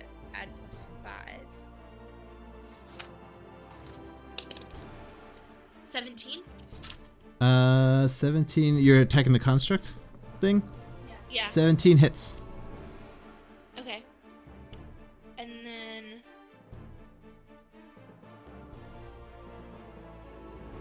Are we in a small area? Like, are my teammates within 5 feet of me? That's a good question. No, if you're going to run and charge at them. Like, how far away where we were standing? Like about 10 feet. Like enough that you could see him. You're doing that on purpose. No, I'm not. Like he's not gonna like you're not gonna like walk up like he was casting something. You're not gonna like walk up to him and he's gonna turn around and be like, oh hey, by the way, fight time. Like it was like kind of at the end of the hall, like 10 feet's probably. It might be a little more than 10 feet, but not within your ability distance. Well, I just wanted to know because I get advantage if I have an ally within at least 5 feet. No, but you still have to roll for damage. So, what do I roll for damage on this for bite? I think it's d6s. I don't have your sheet up though. 2d6 plus 3. Yep. Okay. Sounds right.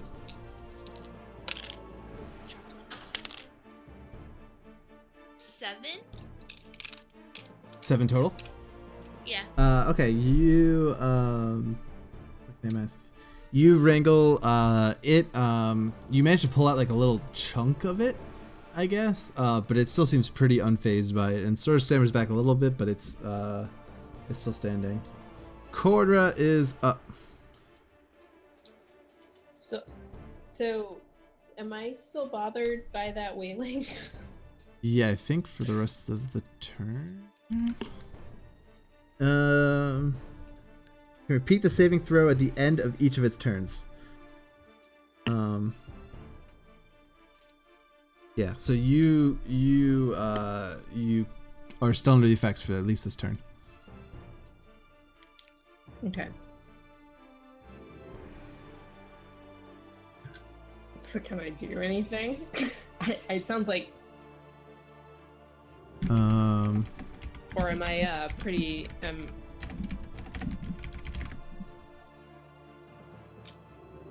It's like I'm pulling up frightened.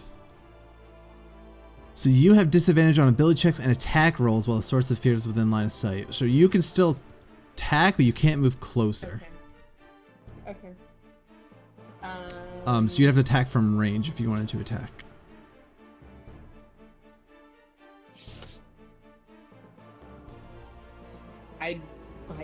Well, I have a long sword and hand axe, so probably not much I can do.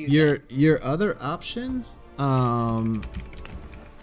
there is. I wish I knew all my abilities offhand. There's a way to like hunker down, basically. In 5e.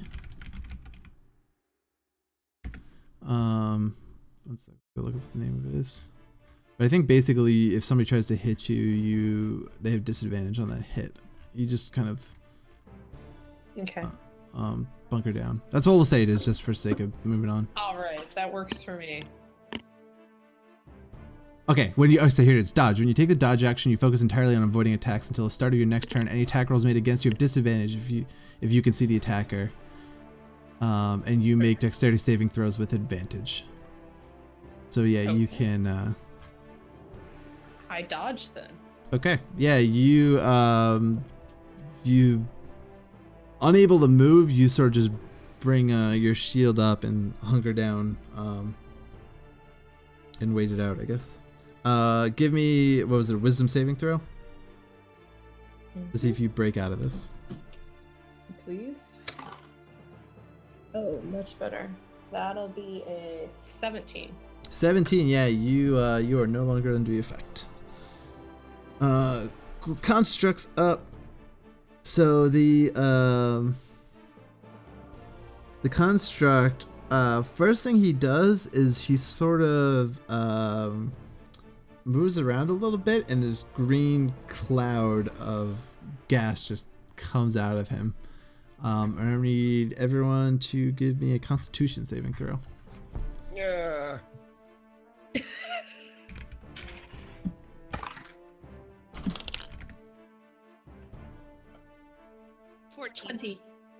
20. You are safe. You are also safe.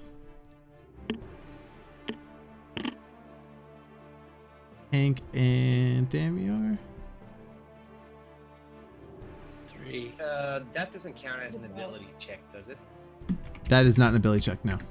Okay, so I don't have disadvantage because I'm scared. All right, so you so you roll normal. 12. Okay, you're fine. Hank, you are overcome by this, and you actually just feel it sort of start coursing through your veins, and you are poisoned, which means you have disadvantage on attack rolls and ability checks. Until the start of your next turn. So on your next turn, you have disadvantage on attack and ability checks. The ghoul also wields back. He attacks 80, clawing at her with his weird tentacle things. Can I use protection to disadvantage his attack? She's a lot farther ahead of you, and you can't move right now. So okay. normally I would say yes, but not in this Got case. it. And he rolls a 20, not a natural 20. So what's your armor Who was he class? attacking? He's attacking Alora.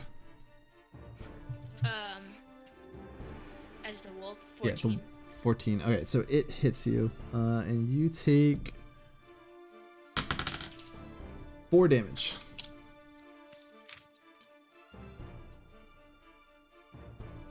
Okay. Yep. Hank is up. So I'm still poisoned? Yeah, Right. so you have disadvantage on attack and ability checks this turn. Okay. I would like to cast Tasha's Hideous Laughter. Okay. No, I'm sorry. I don't want to cast Tasha's Hideous Laughter. I want to cast Dissonant Whispers on the construct. Okay, what does Dissonant Whispers do? It's on a failed wisdom save, it takes 3d6 and runs as far away as it can. Okay. And which one are you casting on the construct? Yeah. Not very wisdomful. He rolled a 6. So I think that loses, right? Mm-hmm. Okay. He I don't know. He backs up in fear of what's going on, sort of just taken back by what you just unleashed, and runs to the back of the room so that Flad Nagden is now in front of him. Aw. And then I'll roll my 3d6. What's the distance that he covers with that? Probably about 10 feet. And what was the distance he was initially from me? He would have been 10 feet from you originally, so 20 feet total. Okay, cool. Excellent. He takes 13 damage. 13 damage. Cool.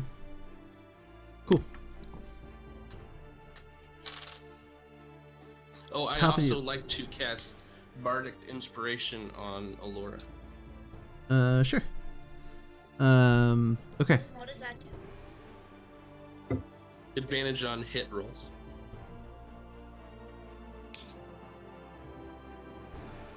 Cool. Thamior is up. Would Allure get an attack of opportunity when he flees from her, or is that not a thing in 5e? I don't remember. No, so if you run by somebody, you get an attack of opportunity, but she was actually running away from her. So if he ran past her, Okay. you get an attack of opportunity. Okay.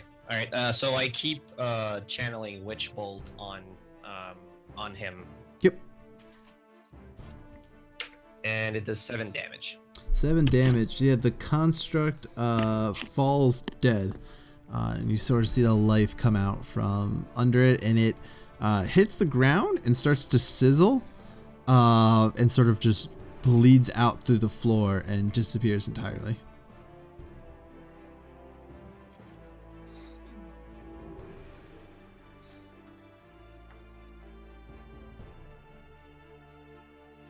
Katie, I made a mistake on Bardic Inspiration. You can use it on an ability check, attack roll, or saving throw, and you get to roll an extra d6. Okay.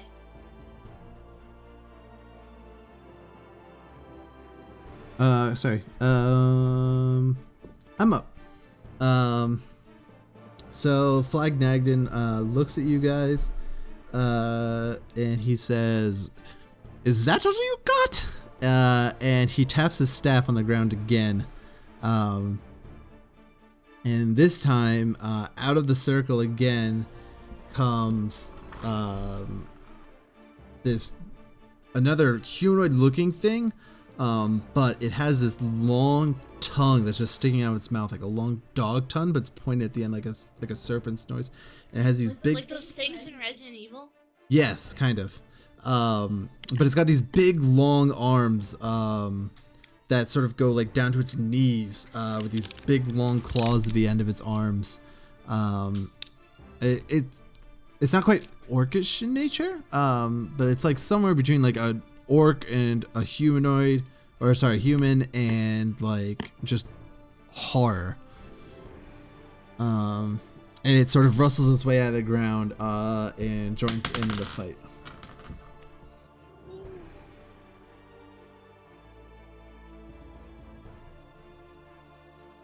And It's my turn now? yeah, he's done. Yep, you are up. Okay. I am going to run up to this creepy thing and try to bite its tongue off. You're gonna bite the tongue off this thing? Yeah, sure. You're gonna make out with this thing. Yeah, I am. Yeah, roll for a hit. What did you expect? I don't. Whatever I expect would never make it as good as you're gonna make it be.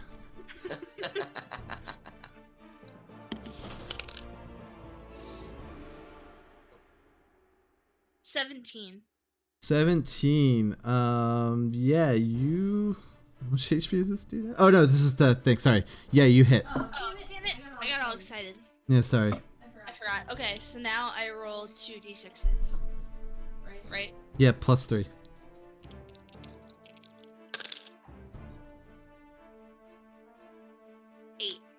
Eight. Yeah, we'll say yeah, you run up and you lunge at his tongue and you rip it clean off. Yes. Yeah, he no longer has a tongue. And I spit it out. Okay. Just You're not just gonna chomp on it? No, I'm gonna spit it out. Okay. Yeah, he's taken back. You can just see this purple pus just start coming out from its thing. No. But it doesn't look phased. It looks like business as usual, just without a tongue. Laura, Cora's up. You can now move, by the way. All right. Awesome. Okay. Well, I'm gonna go after him with my long sword. Okay. Yeah. Is this your normal longsword? You could use your fancy new cursed one. Yeah, I don't know. I that one makes me a little nervous yet. We don't know anything about it. I don't know. So for now, I'm gonna use my normal one. Okay. And who are you attacking? We have a ghoul and we have Flag Nagden. I was going to follow through. What do you guys think? There's no thinking. You gotta go. Go, Okay, go, go. I'm gonna go after the ghoul. Okay, going after the ghoul. Sure, roll to hit. Okay. That's a 13. 13. Yeah, you connect.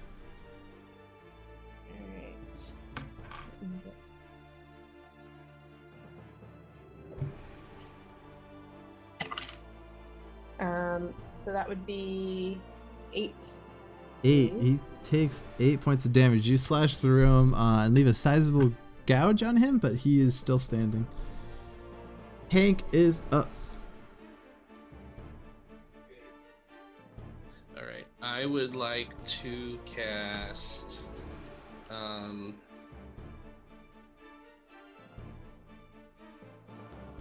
Dissonant Whispers on the ghoul. Okay. And then use Bardic Inspiration on Cora. Okay.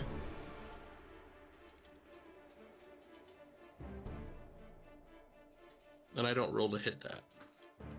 Oh, do I You just gotta do save something? a Wisdom saving throw. Okay.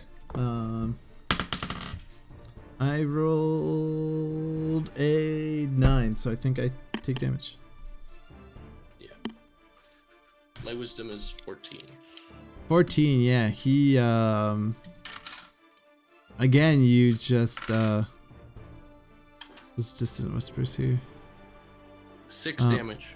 He takes 6 points of damage as he runs across the room, again, back and exposing Flat in the front. These monsters, they're so scary. Ghoul is up. Do I get to attack still?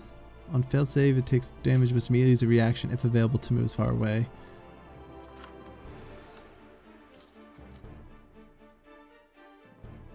Okay. Okay, so the ghoul, I think the only one who's like close is Allura, right? Everyone's still standing back. No, Cora jumped up too. The ghoul comes up and he lunges with his claws. He can't use his tongue anymore. He lunges with his claws at Allura with a hit roll of 19. Does that connect? Okay. He slashes at you and you take 6 points of damage.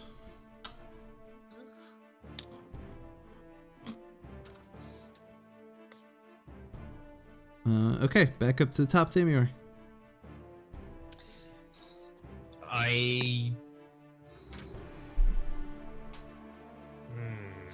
How far is Flat Nagden? Flag Nagden is what I would be like within 10 feet of you, and the ghoul's about 20 feet from you. Assuming you haven't moved yet, which I don't think you did. I turn towards him and I say, "This is pathetic. Is that all you've got?" And then I use my sorcery points to create an additional spell slot. Okay. And then I cast Witch Bolt at him. Okay. Using my font of sorcery to give myself advantage on a check. Oh man, I rolled a 2, which does not count.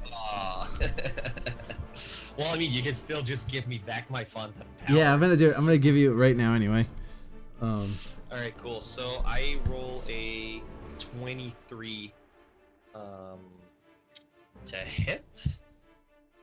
Yeah, But you connect. Before, I'm gonna roll on the crazy table.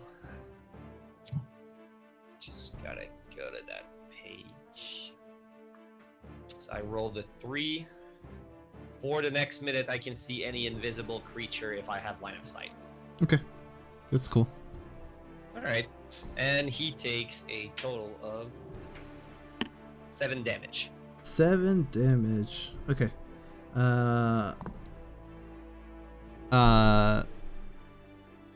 Flag Nagden looks at you and he says, "Oh, that tickles." He says, "Is that all you've got?" And he reaches out. He runs up to you. I guess not run because he's a ghost, but he flows over to you very quickly. Runs up and puts out his hand, and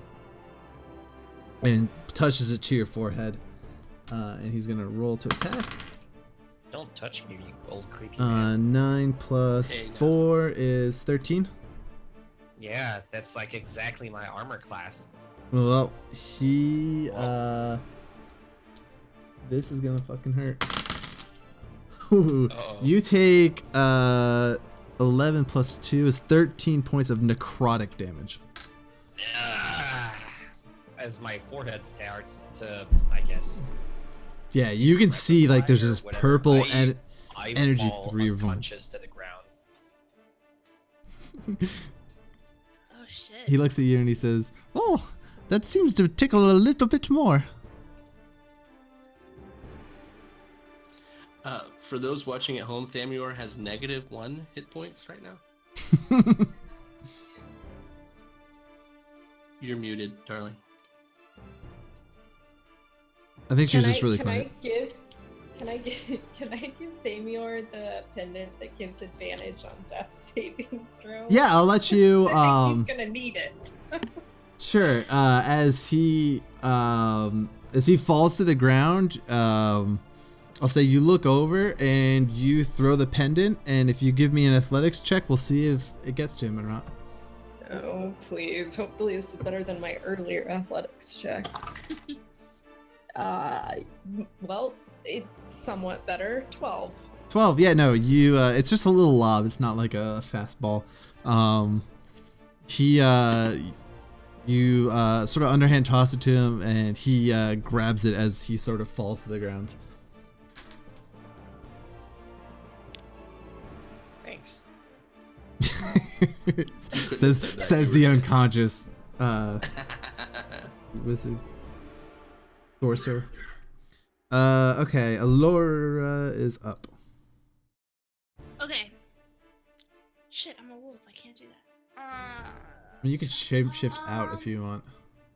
No, because then that wastes one, and I'll want to shapeshift back. Because if I'm not a wolf, I'll probably just die. I'm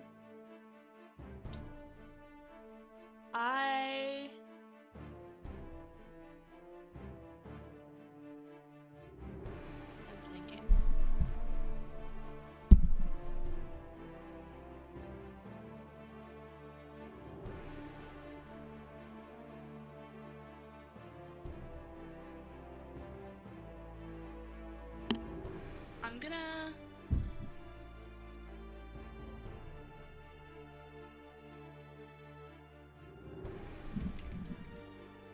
I'm gonna. I'm gonna actually go out of direwolf form. Okay. Back to human form, and I'm going to cast Cure Wounds on Thamir. Sure. So let's see here. Laura, Cure Wounds. 1d8 plus your spellcasting modifier.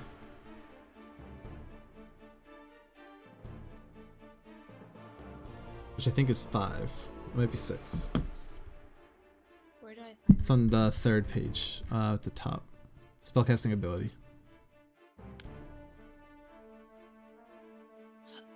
Oh, it says you wrote wisdom. Okay, so +4.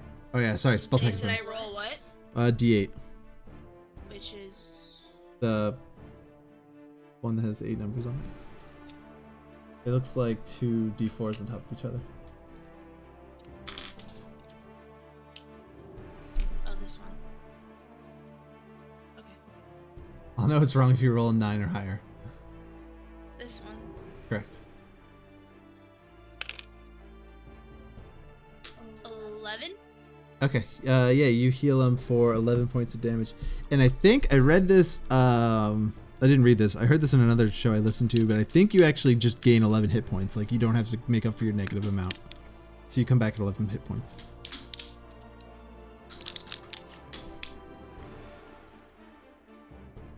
I wonder if he just walked away. Cora, you're up. Sorry, talk to me. I phased out for a second. I was reading chat. You have... I just saved your ass. You have 11 hit points. I'm sorry. Yeah, you have 11 hit points right now. So when I switch back from wolf to whatever, human form, elf form, do I go back to my normal health then? Yep. I just ignore what was happening? Okay. Correct. Yeah, all your stuff's normal. So is Cora's Katie up. at her normal max now? I think I'm at what I was at before, which is 13. Yep. Yeah, so if she takes damage, like if she quote unquote dies in animal form, she takes the spillover damage to her regular HP. Okay. Okay. Cora is up. Okay.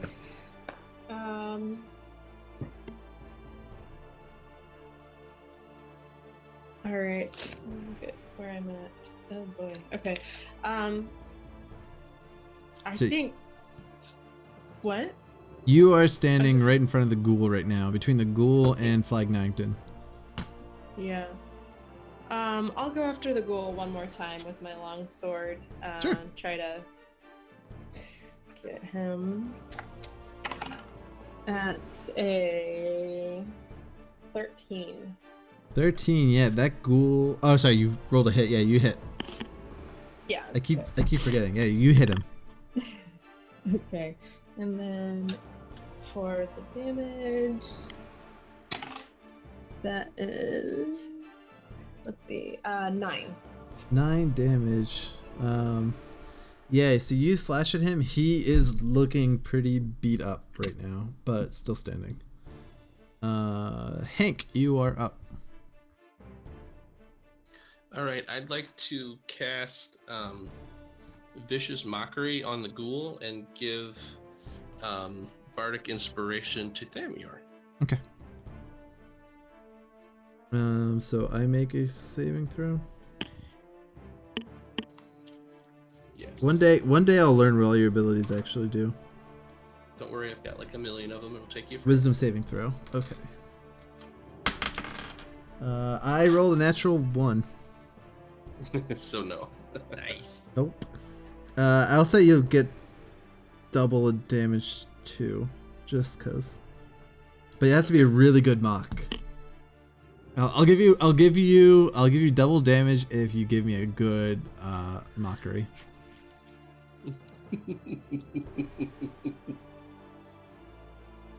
Hold on.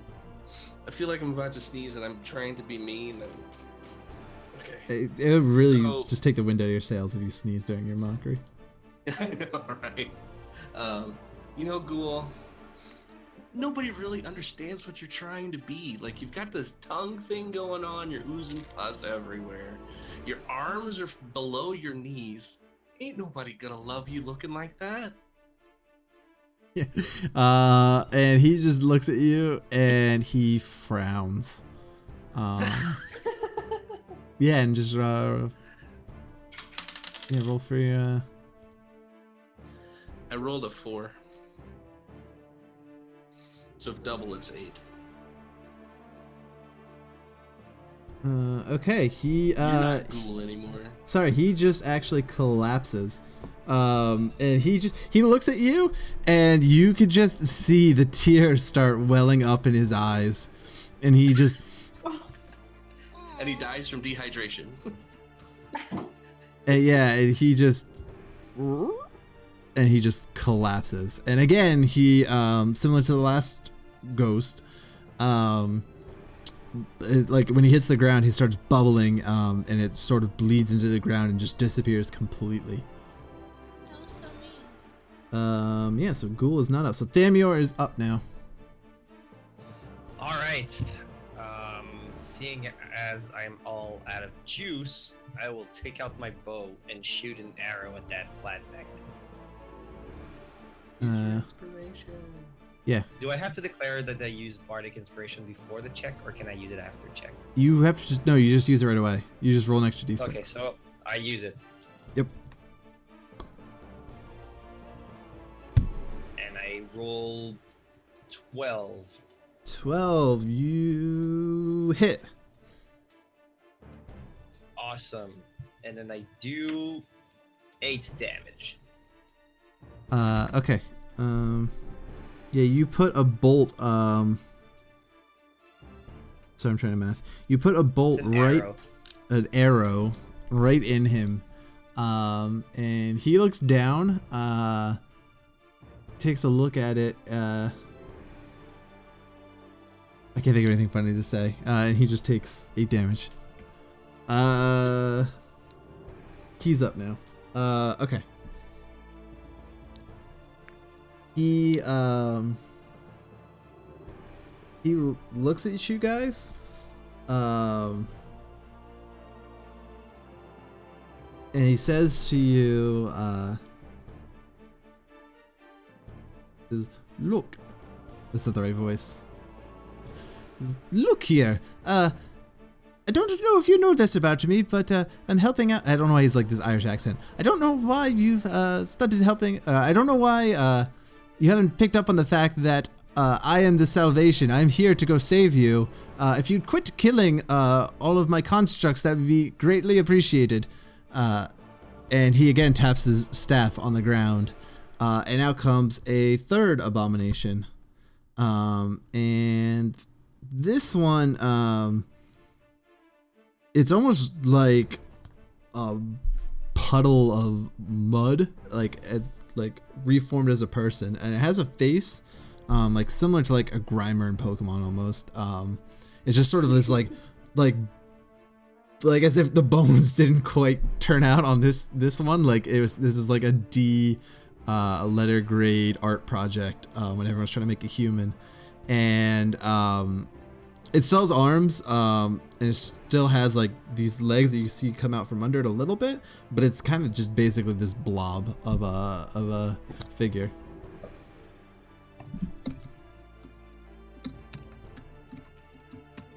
I can't do more slime. I think I'm gonna leave now and go to the Chaos Gate. Well, you are up, so do as you wish. I am that would have been going much to better reach instead. into my backpack. Okay. And I'm gonna throw my slime bomb at Flad. Okay, I gotta go look what I said that slime ball did. One sec. I gotta go back in my book.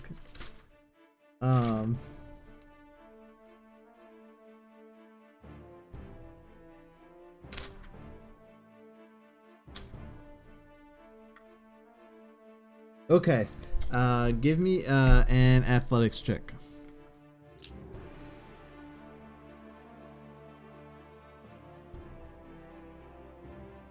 Is this the time I can use the bardic inspiration? I don't know if you can cash in like that, but sure, because I don't Yeah, I actually know. think you can with an ability check. I don't know how to use it though. What does it do? You add a You told me, d6 but I to forgot. your d20. Okay. You're really quiet.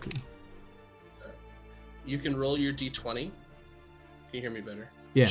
Yeah. So You can roll your d20 and then you can see it, but before Aker says if you're success or fail, you can choose to roll your d6.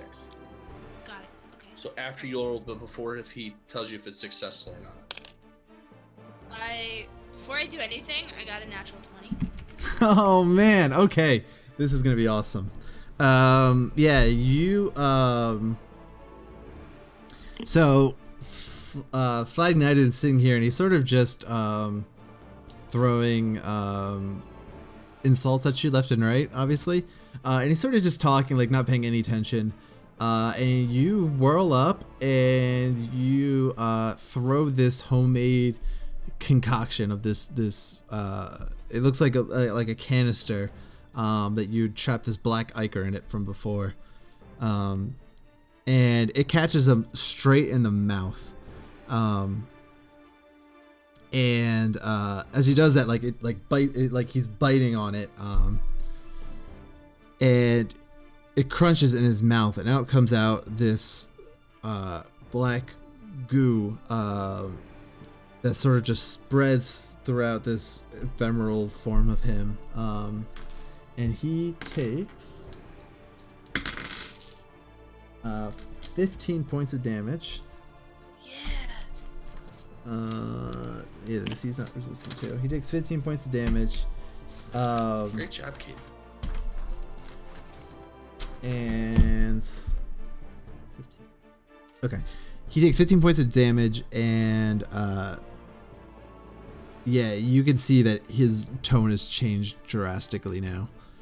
Take that, you jerk. Yeah, he's like completely taken back that this would happen. Cora is up. All right. Well, I think I want to go. I want to attack Flag Magnon because killing the construct doesn't seem to be doing much for us. So I lunge at him with my long sword. Okay. Before you do that, you hear a voice from behind you. It sounds like a little kid's voice, and it says, "Hey, Cora, that sword. Use the sword." Hmm. He That says. would be poetic justice. Yeah, he says to him. He says, "You killed my mom, and now you can use it to kill him too."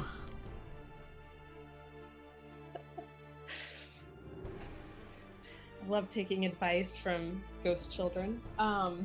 Yeah, somehow Thorn has made his way to the basement, and he might have been there a long time. You're not quite sure, seeing as like you came in sort of the middle of the room, but it seems like he's definitely been watching for a while now, and is sort of taken back by like what he's seeing. Okay. All right. Well, it seems fitting revenge on the kid's mom, so I'll go after him with the appearingly magical sword from upstairs. Okay. Yep, roll to hit. All right. 19. 19. Yeah, you connect.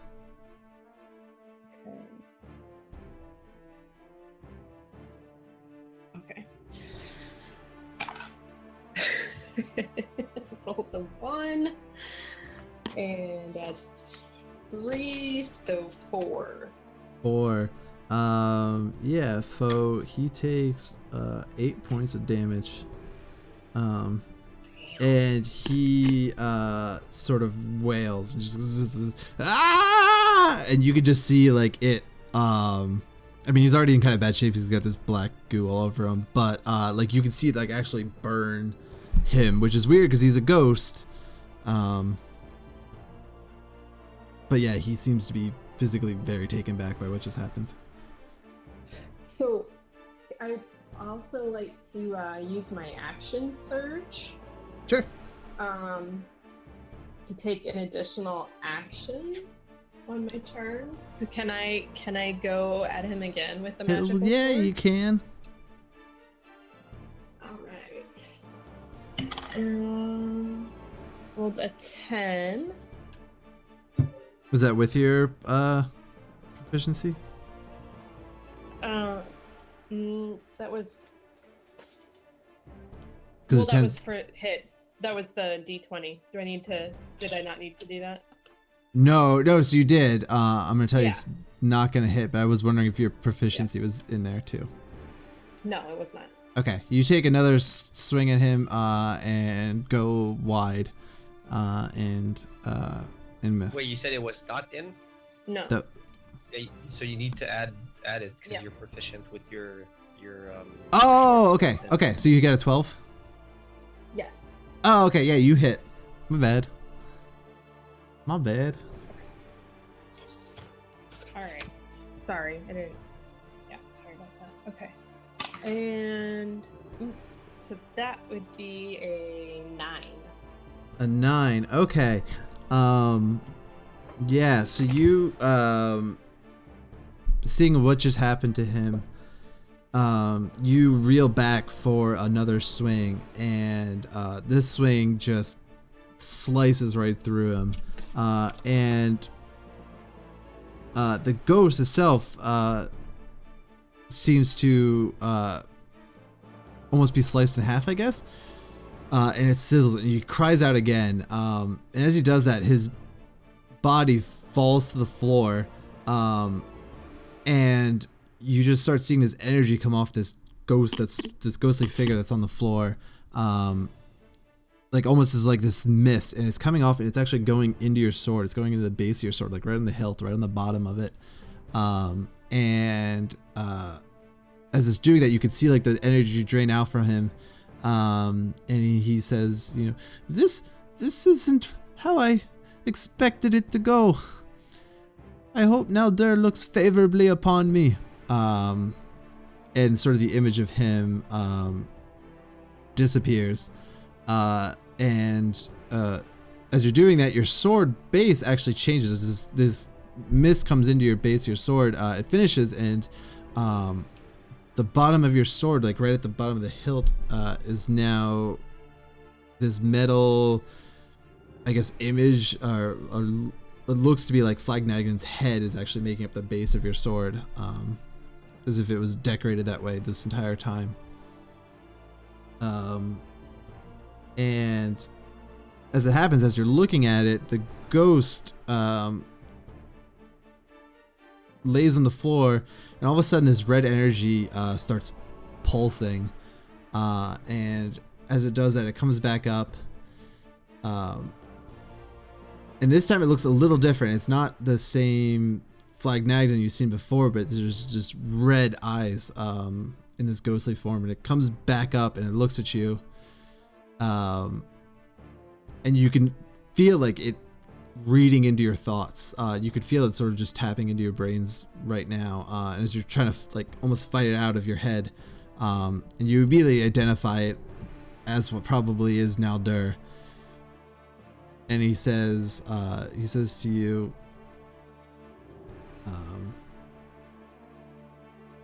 he looks at you, he looks into your mind, and he says to you, this isn't the last time that we meet, you humans. And I need all of you to give me a Constitution saving throw. Right on.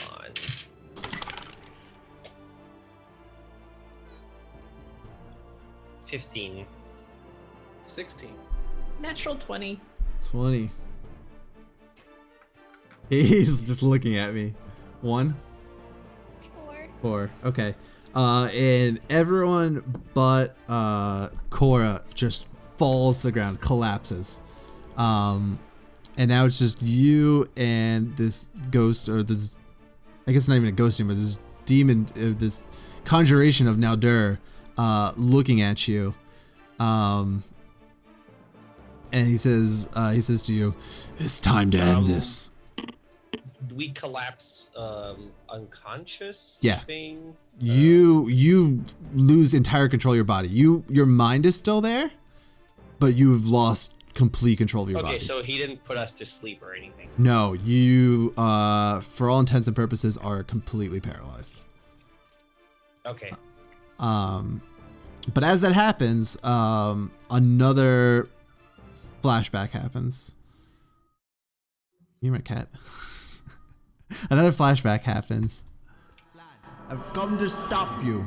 I'm sorry, old friend, but these demons have destroyed you. What do you mean, Corman? I've never felt so alive. Well, we'll see about that. What is this? What is happening?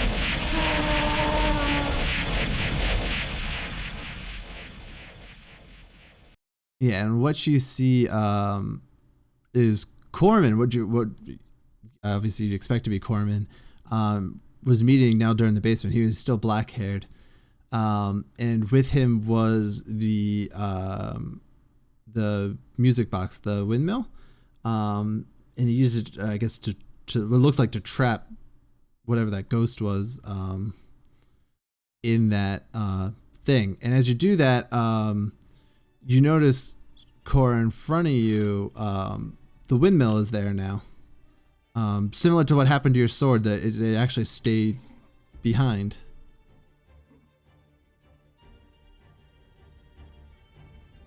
So the wind. Okay. Are we? From the flashback, it stayed behind. Okay. Yeah, the flashback. It's the same. It looks to be the same windmill that you saw in the attic before all the shit went down. I have a question. So the three of us are still unconscious? All three of you are unconscious. Yep. It's just Cora is. And the blob is still alive? No, I'll say sorry. Let's retcon back a little bit. The blob disappeared. I forgot to mention it, but the blob disappeared when Naldur, when Flagnagdan sort of disappeared. And when Naldur came up. So who's the one conscious person right now?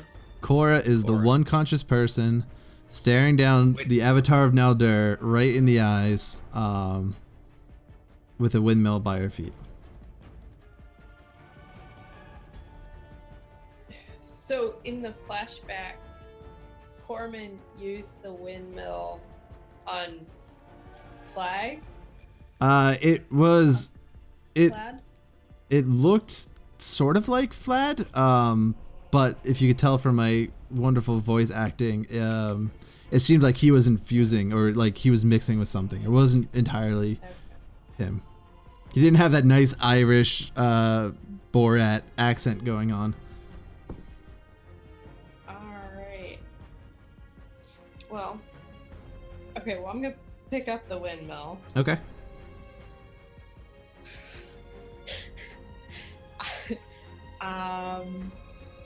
And I guess we're gonna go ahead.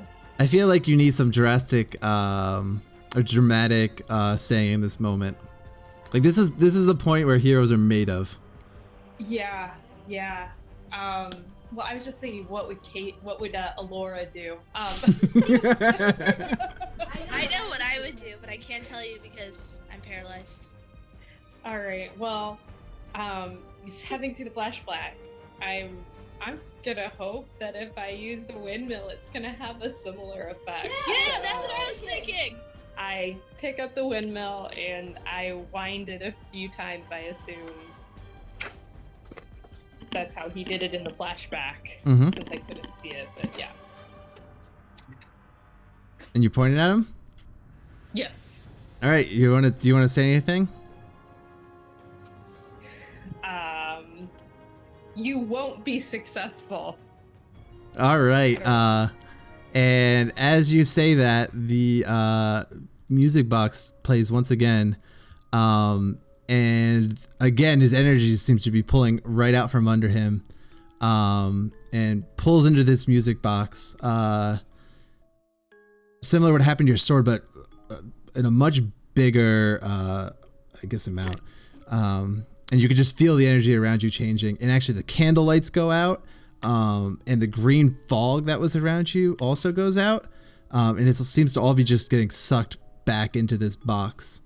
And yeah, it finishes, and the ghost is gone, and everyone sort of regains their ability to move, and the box falls to the floor. Thanks, Cora. You saved us. No problem. Yeah, and